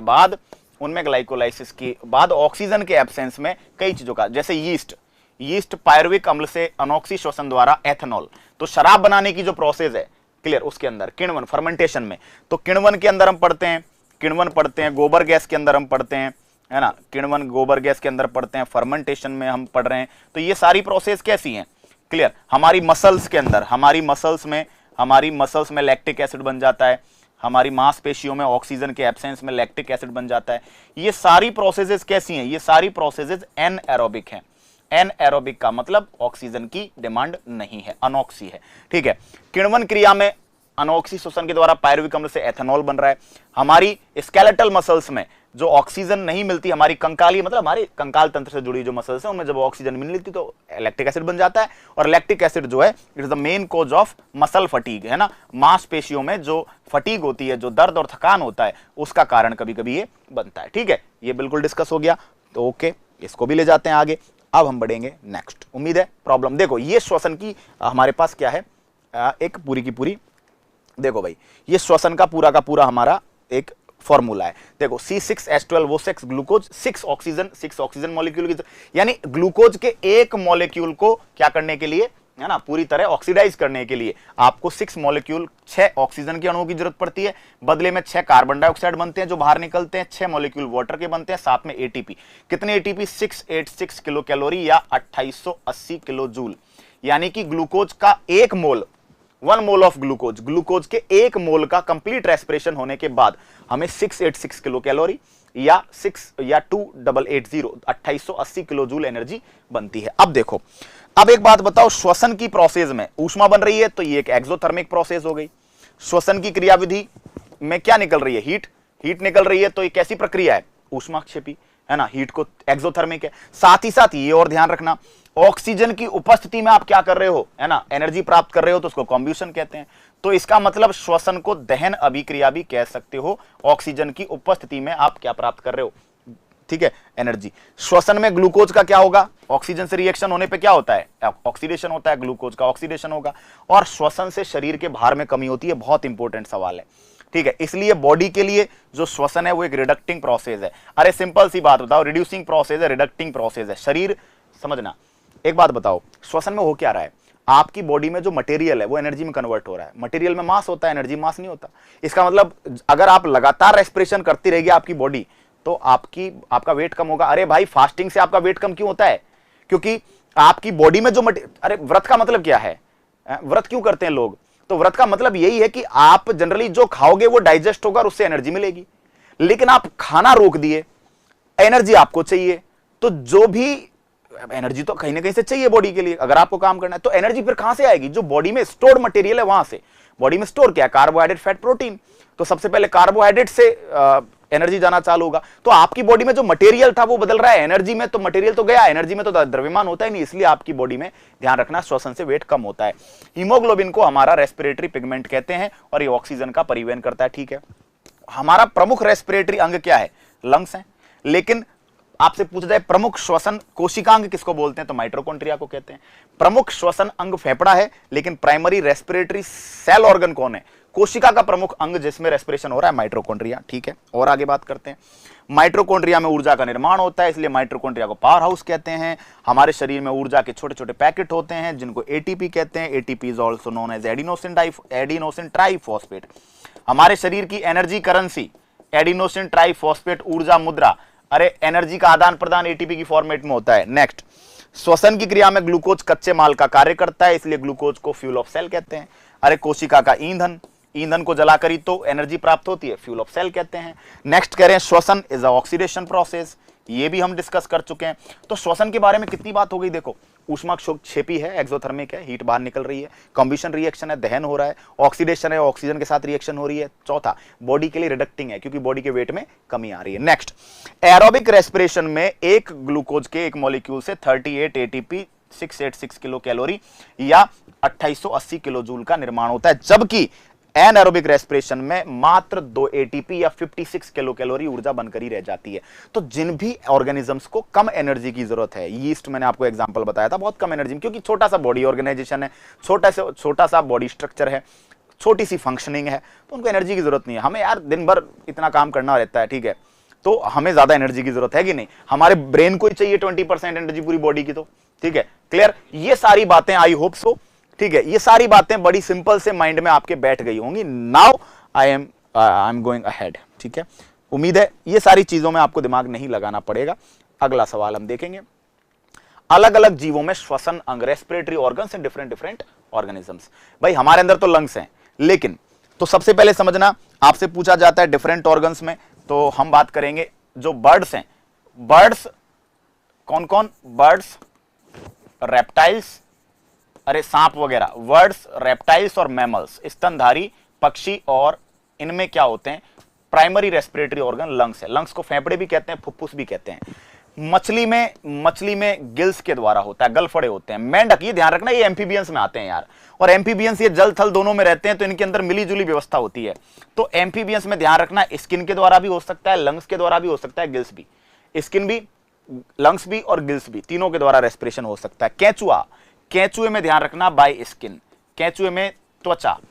कीट जो कॉकरोच होते हैं, जो इंसेक्ट होते हैं, इंसेक्ट्स में कोई प्रॉपर व्यवस्था नहीं होती, उनमें केवल श्वास नली होती है, ट्रेकिया, इसलिए कीट ज्यादा, कॉकरोच पानी में नहीं टिक पाता है ना, कीट पानी में ज्यादा टिक नहीं पाते। रीजन, क्योंकि उनकी श्वास नली में पानी भर जाता है, ठीक है। इसके बाद याद रखें, बिच्छू ये बहुत आता है, बिच्छू के अंदर फेफड़े होते हैं in the shape of book, किताब की शेप में फेफड़े होते हैं, इसलिए उनके लंग्स को बोलते हैं बुक लंग, हिंदी में बोलते हैं पुस्त फुफ्फुस, ठीक है, तो ये याद रखना है। अच्छा, जो प्लांट्स होते हैं, पादप होते हैं, वो रेस्पिरेशन किसके द्वारा करते हैं? उनकी लीव्स में क्या पाए जाते हैं? स्टोमेटा। पादपों की पत्तियों में क्या पाए जाते हैं? रंध्र पाए जाते हैं, और रंध्र के माध्यम से प्लांट्स क्या करते हैं, है ना, रेस्पिरेशन करते हैं। तो किस अंग का आपको ध्यान रखना है? पक्षी, स्तनधारी, मैमल, है ना, इनके अंदर रेप्टाइल्स, इनके अंदर तो फेफड़े हैं। मछली में गिल्स हैं, उभयचर, क्योंकि इनके अंदर हर जगह, हर सिस्टम में इनके अंदर मिलीजुली व्यवस्था है। एम्फीबियंस में, तो एम्फीबियंस में याद रखना, स्किन से भी कर सकते हैं, लंग्स के द्वारा भी कर सकते हैं, गिल्स के द्वारा भी कर सकते हैं। कीटों में श्वास नली होती है, ट्रेकिया, केंचुए में बाई स्किन होता है, बिच्छू में बाई बुक लंग होता है, ठीक है। आई होप सो अच्छे तरीके से ये बात माइंड में बैठ गई होगी, ठीक है। अब देख लेते हैं और कुछ आगे बच रहा है क्या, 1 सेकेंड, ठीक है। रेस्पिरेशन सिस्टम से, रेस्पिरेटरी सिस्टम से रिलेटेड कुछ प्रॉब्लम्स, जो बीमारियां हैं, इनको डिस्कस कर लेते हैं, ठीक है। और उसके बाद में एक चीज और आपसे डिस्कस करूंगा, RQ, रेस्पिरेटरी कॉफिशिएंट, श्वसन गुणांक। न्यूमोनिया, देखिए न्यूमोनिया एक बैक्टीरिया जनित, एक बैक्टीरियल डिजीज है ना, और कौन से बैक्टीरिया से हो रही है? देखो, ये हो रही है डिप्लोकोकस या स्ट्रेप्लोकोकस न्यूमोनी बैक्टीरिया के द्वारा। फेफड़ों की जो एल्वोलाइज है, फेफड़ों की फंक्शनल यूनिट किसे कहते हैं? एल्वोलाइज। तो फेफड़ों की जो एल्वोलाई है, उनमें सूजन आ जाती है, जिसके कारण रोगी को सांस लेने में तकलीफ होती है। सारस, दोस्तों एक कोरोना का छोटा भाई है, मतलब देखा जाए तो कोरोना जो हम पढ़ते हैं वो सारस का ही दूसरा टाइप है। सारस CoV फर्स्ट ये था, और सारस CoV 2 ये है। सीवियर एक्यूट रेस्पिरेटरी सिंड्रोम, अचानक होने वाला श्वसन तंत्र का विकार, कोरोना वायरस के कारण होता है, और सारस CoV 2 इसी वायरस फैमिली का दूसरा मेंबर था। 31 दिसंबर 2019 यानी 31 दिसंबर 2019 को चाइना के वुहान शहर में सबसे पहला पेशेंट मिला था कोरोना का। उसके बाद क्या महामारी मचाई आपको पता है, ये याद रखना, white lung, brown lung, black lung. White lung disease ये तीनों धूल के कारण होती है, डस्ट के कारण। तो व्हाइट लंग डिजीज जो है वो एस्बेस्टोस की धूल के कारण होती है, ब्राउन लंग डिजीज कॉटन धूल के कारण होती है, इस बीमारी का नाम बाइसनोसिस भी है, और ब्लैक लंग डिजीज कोयले की धूल के कारण। अस्थमा या दमा, जो हमारा श्वसन मार्ग जब सिकुड़ जाता है तो इसकी वजह से अस्थमा होता है। ब्रोंकाइटिस में हमारी जो ब्रोंकाइज है, श्वसनी पढ़ाई है ना, ब्रोंकाइज में स्वेलिंग आ जाती है। और न्यूमोनियो, ये pneumoconiosis disease due to inhaling of dust, धूल के कारण, है ना, न्यूमोकोनियोसिस होता है। एक और याद रखना, emphysema, emphysema is the disease due to, emphysema किसके कारण होता है? एक्सेसिव स्मोकिंग के कारण, बहुत ज्यादा स्मोकिंग के कारण, है ना, बहुत ज्यादा धूम्रपान के कारण जो बीमारी होती है उसे क्या बोलते हैं? वात स्फीति, एम्फाइसेमा। तो एम्फाइसेमा याद रखना, न्यूमोनिया बैक्टीरियल है, सारस CoV 1 CoV 2 ये प्रॉब्लम क्या है? वायरल है, कोरोना वायरस के कारण होती है। व्हाइट लंग, सफेद फेफड़े, है ना, ये एस्बेस्टोस की धूल के कारण, ब्राउन लंग कॉटन धूल के कारण, ब्लैक लंग कोयले के कारण, ठीक है। अस्थमा, हमारी जो ट्रेकिया है वो सिकुड़ जाता है, इनहेलर आता है, उससे क्या करते हैं, है ना, उससे मेडिसिन सीधा एरोसोल की फॉर्म में हमारे ट्रेकिया हम डालते हैं, उससे ट्रेकिया खुल जाता है और पाथवे क्लियर हो जाता है। ब्रोंकाइटिस, श्वास नली में सूजन, एंड न्यूमोनिया। क्लियर? उम्मीद करता हूं यहां तक की बात दिमाग में बैठ गई होगी, आई होप सो, ठीक है, क्लियर। ये हमारे टॉपिक का लगभग लास्ट है। एक सिंपल चीज मैं आपको जस्ट बता रहा हूं, 1 सेकेंड, एक सिंपल चीज मैं बताऊंगा आपको, 1 सेकेंड। यहां बता देता हूं। चलो मैं बताने जा रहा हूं आपको RQ, रेस्पिरेटरी कॉफिशिएंट, श्वसन गुणांक। श्वसन गुणांक, श्वसन गुणांक क्या होता है? श्वसन गुणांक होता है छोड़ी गई CO2 का वॉल्यूम अपॉन ग्रहण की गई O2 का वॉल्यूम। यानी कि, है ना, आपने कितनी ऑक्सीजन छोड़ी है, कितनी CO2 छोड़ी है, उसके बदले में कितनी ऑक्सीजन ली है। अब जैसे समझना, कार्बोहाइड्रेट, कार्बोहाइड्रेट में ग्लूकोज का हमने पढ़ा 6 मॉलिक्यूल ही लिए थे और 6 मॉलिक्यूल ही छोड़ दिए थे। तो कार्बोहाइड्रेट का रेस्पिरेटरी जो है 6 मोल अपॉन 6 मोल कितना आ जाता है? तो कार्बोहाइड्रेट का श्वसन गुणांक क्या आता है? हमेशा 1 आता है। प्रोटीन और फैट का, प्रोटीन और फैट का जो श्वसन गुणांक है वो हमेशा 1 से कम आता है। क्लियर? यहां ऑक्सीजन ज्यादा लेनी पड़ती है, बदले में CO2 का वॉल्यूम कम जाता है। तो प्रोटीन और फैट का रेस्पिरेटरी कोएफिशिएंट 1 से कम आता है। कार्बोनिक एसिड जो होते हैं, कार्बोनिक एसिड, कार्बोनिक एसिड जो होते हैं, है ना, उनका जो रेस्पिरेटरी कांस्टेंट है, वो रेस्पिरेटरी कोएफिशिएंट है, वो 1 से ज्यादा आता है। क्लियर? तो ये बहुत आता है श्वसन गुणांक। क्लियर? श्वसन गुणांक के बारे में, अरे यार कहां चला गया वो भाई, चला गया ये तो यार। ठीक है, कोई नहीं, दोबारा लिख देते हैं। RQ, रेस्पिरेटरी कोएफिशिएंट, श्वसन गुणांक, श्वसन गुणांक, और इसको मापते हैं गैनोंग्स रेस्पिरोमीटर, गैनोंग श्वसन मापी, गैनोंग्स रेस्पिरोमीटर, गैनोंग रेस्पिरोमीटर से मापते हैं इसको, गैनोंग्स रेस्पिरोमीटर से मापा जाता है। ठीक है। R क्यूब क्या होता है? रिलीज्ड यानी कि मुक्त की गई CO2 का वॉल्यूम अपॉन, है ना, अपॉन एब्जॉर्ब्ड ऑक्सीजन, है ना। अरे इसका मतलब मुक्त CO2 का आयतन अपॉन ग्रहण की गई ऑक्सीजन का आयतन, है ना। याद रखना है, कार्बोहाइड्रेट का श्वसन गुणांक, कार्ब्स का श्वसन गुणांक 1 होता है। फैट और प्रोटीन का श्वसन गुणांक जो होता है 1 से कम होता है। और कार्बोनिक एसिड जो होते हैं उनका 1 से ज्यादा होता है। क्लियर? 1 से कम, 1 से ज्यादा। तो ये आप अपने हिसाब से स्क्रीनशॉट लेके अपने नोट्स में चीजें ऐड कर लीजिएगा। ठीक है। और आज की जो सभा है यहीं पे खत्म होती है। I hope so. NCERT completely इसके अंदर इंक्लूड है, आपको अलग से कुछ पढ़ना नहीं है। Complete NCERT content complete. हाँ, एक चीज और बता देता हूं, हमारे फेफड़ों की जो वाइटल कैपेसिटी है, जैविक क्षमता, वाइटल कैपेसिटी, यानी फेफड़ों में टोटल कितनी एयर एक साथ, है ना, रखी जा सकती है, फेफड़ों की टोटल कैपेसिटी, है ना, जैविक क्षमता बोलते हैं, जैविक क्षमता, फेफड़ों की जैविक क्षमता, ये लगभग 5800 से, है ना, 5800 से 6000 ml होती है। ये भी आप एक एज अ डेटा याद रख लीजिएगा। क्लियर? तो ये complete respiratory system for all the levels in general science. ठीक है, चाहे आप रेलवेज दें, चाहे आप कोई भी एग्जाम दें, कंप्लीट हमने करा है। ठीक है, थैंक यू सो मच। उम्मीद है अच्छे से टॉपिक समझ में आया होगा, विद डायग्राम, विद पीपीटीज। ठीक है, हमने चीजों को पढ़ा है। ठीक है, जिससे कि क्या होता है, और विद एनिमेशन हमने पढ़ा है, ताकि एनिमेशन की हेल्प से आपको चीजों को इमेजिन करने में आसानी मिलती है। एनिमेशन की हेल्प से आप चीजों को, है ना, बहुत अच्छे से ऑब्जर्व कर सकते हैं, बहुत अच्छे से माइंड में बिठा सकते हैं। ठीक है, दैट्स वाई हमने एक्सपेरिमेंट किया है। उम्मीद करता हूं ये एक्सपेरिमेंट आपको पसंद आया होगा और इसकी हेल्प से आपके नॉलेज को काफी हद तक आप इनहेंस कर पाएंगे। ठीक है, समय भी हमारा थोड़ा बच जाता है, लिखने में हमें चीजें कम देनी पड़ती हैं, समझने में हमें थोड़ा ज्यादा देना पड़ता है। तो बहुत अच्छे से समझा है, बहुत अच्छे से इस टॉपिक को हम लोगों ने सीखा है। ठीक है, कई चीजें हैं जिनमें आपको एक बार 1 सेकेंड, ठीक है, चलिएगा, है ना, यहां पे ये सारी चीजें, रेस्पिरेशन कितने प्रकार की रिएक्शन है, यहां से क्वेश्चन आता है, बहुत अच्छा। ठीक है, ये जो ग्लाइकोलाइसिस वाला और जो क्रेब्स चक्र वाला स्टेप है, ये बहुत बेहतरीन तरीके से आपको ध्यान रखना है कि ग्लाइकोलाइसिस सब में होता है। ग्लाइकोलाइसिस यूनिवर्सल स्टेप है। पायरुविक पूछा जाता है सभी श्वसन करने वाले जीवों में यूनिवर्सल स्टेप क्या है, सार्वभौमिक क्या है, आप बोलेंगे ग्लाइकोलाइसिस है। और ग्लाइकोलाइसिस के बाद जो एरोबिक रेस्पिरेशन करते हैं, जो ऑक्सी श्वसन करते हैं, उनके अंतर्गत तो क्रेब्स साइकिल आता है। और जो ऑक्सी श्वसन नहीं करते उनके अंतर्गत क्या होता है, उनके अंतर्गत होता है, उनके अंदर हो जाता है ना, या तो एथेनॉल बन जाता है, फर्मेंटेशन हो जाता है, एथेनॉल बन जाता है, लैक्टिक एसिड बन जाता है, वगैरह वगैरह। ठीक है, चलिए, क्लियर? ठीक है, और बढ़ते हैं एक बार पीछे, कुछ ऐसा जो समझाया जा सके। एपिग्लोटिस को बॉडी का ट्रैफिक कंट्रोलर कहते हैं, पहले ही बता चुका हूं। ठीक है, गैसों का परिवहन बहुत अच्छे से आपने पढ़ लिया है। ठीक है, लंग्स के बारे में जो टीवी, ERV, IRV बहुत बेहतर तरीके से एक्सप्लेन हम कर चुके हैं। ठीक है, आपने एनिमेशन प्रॉपर्ली एक देख लिया है। ठीक है, एनिमेशन काफ़ी बड़ा है ना, आप अच्छे से इसको देख सकते हैं, एनिमेशन काफ़ी बड़ा है। ठीक है, प्रॉपर 3D व्यू आपको दिख रहा है ना, आप देख सकते हैं। और इसके बाद हम ये कब देखो ये बहुत बड़ा जो नीचे जो लिखा हुआ है ये बड़ा आता है पेपर में, रेलवेज बहुत पूछती है, क्योंकि एनसीईआरटी में दिया हुआ है कि जब सांस लेते हैं तो कौन फैलता है कौन सिकुड़ता है। ठीक है, तो ये विशेष रूप से ध्यान रखना है। कुछ चीजें तो बहुत कॉमन है कि जब हम सांस लेंगे फेफड़े फूलेंगे, मसल्स फूलेंगी, है ना, ये जो रिब्स है, पसलियां है, स्टर्नम, ये सब ऊपर उठ जाएंगे सांस लेंगे, तो ये सब तो कॉमन है।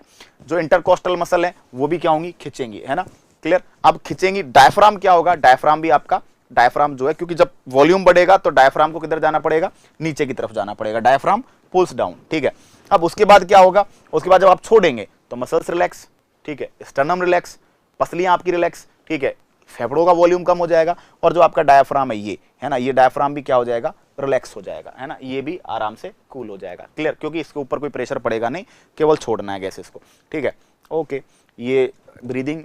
और उसके बाद बात करते हैं, ये हमारा स्टेप्स पढ़ा दिए थे मैंने आपको, ठीक है, और ये हमारा डायग्राम था, ठीक, अच्छे तरीके से फर्मेंटेशन के बारे में भी बात कर ली थी। ठीक, चलिए, तो आई होप सो टॉपिक बहुत बेहतरीन तरीके से हमने पढ़ा है, इसका एक प्रॉपर पीपीटी पीडीएफ आपको मिल जाएगी, आगे बात करेंगे नेक्स्ट वीडियो में, तब तक के लिए लेता हूँ विदा, टाटा बाय बाय, जय हिंद।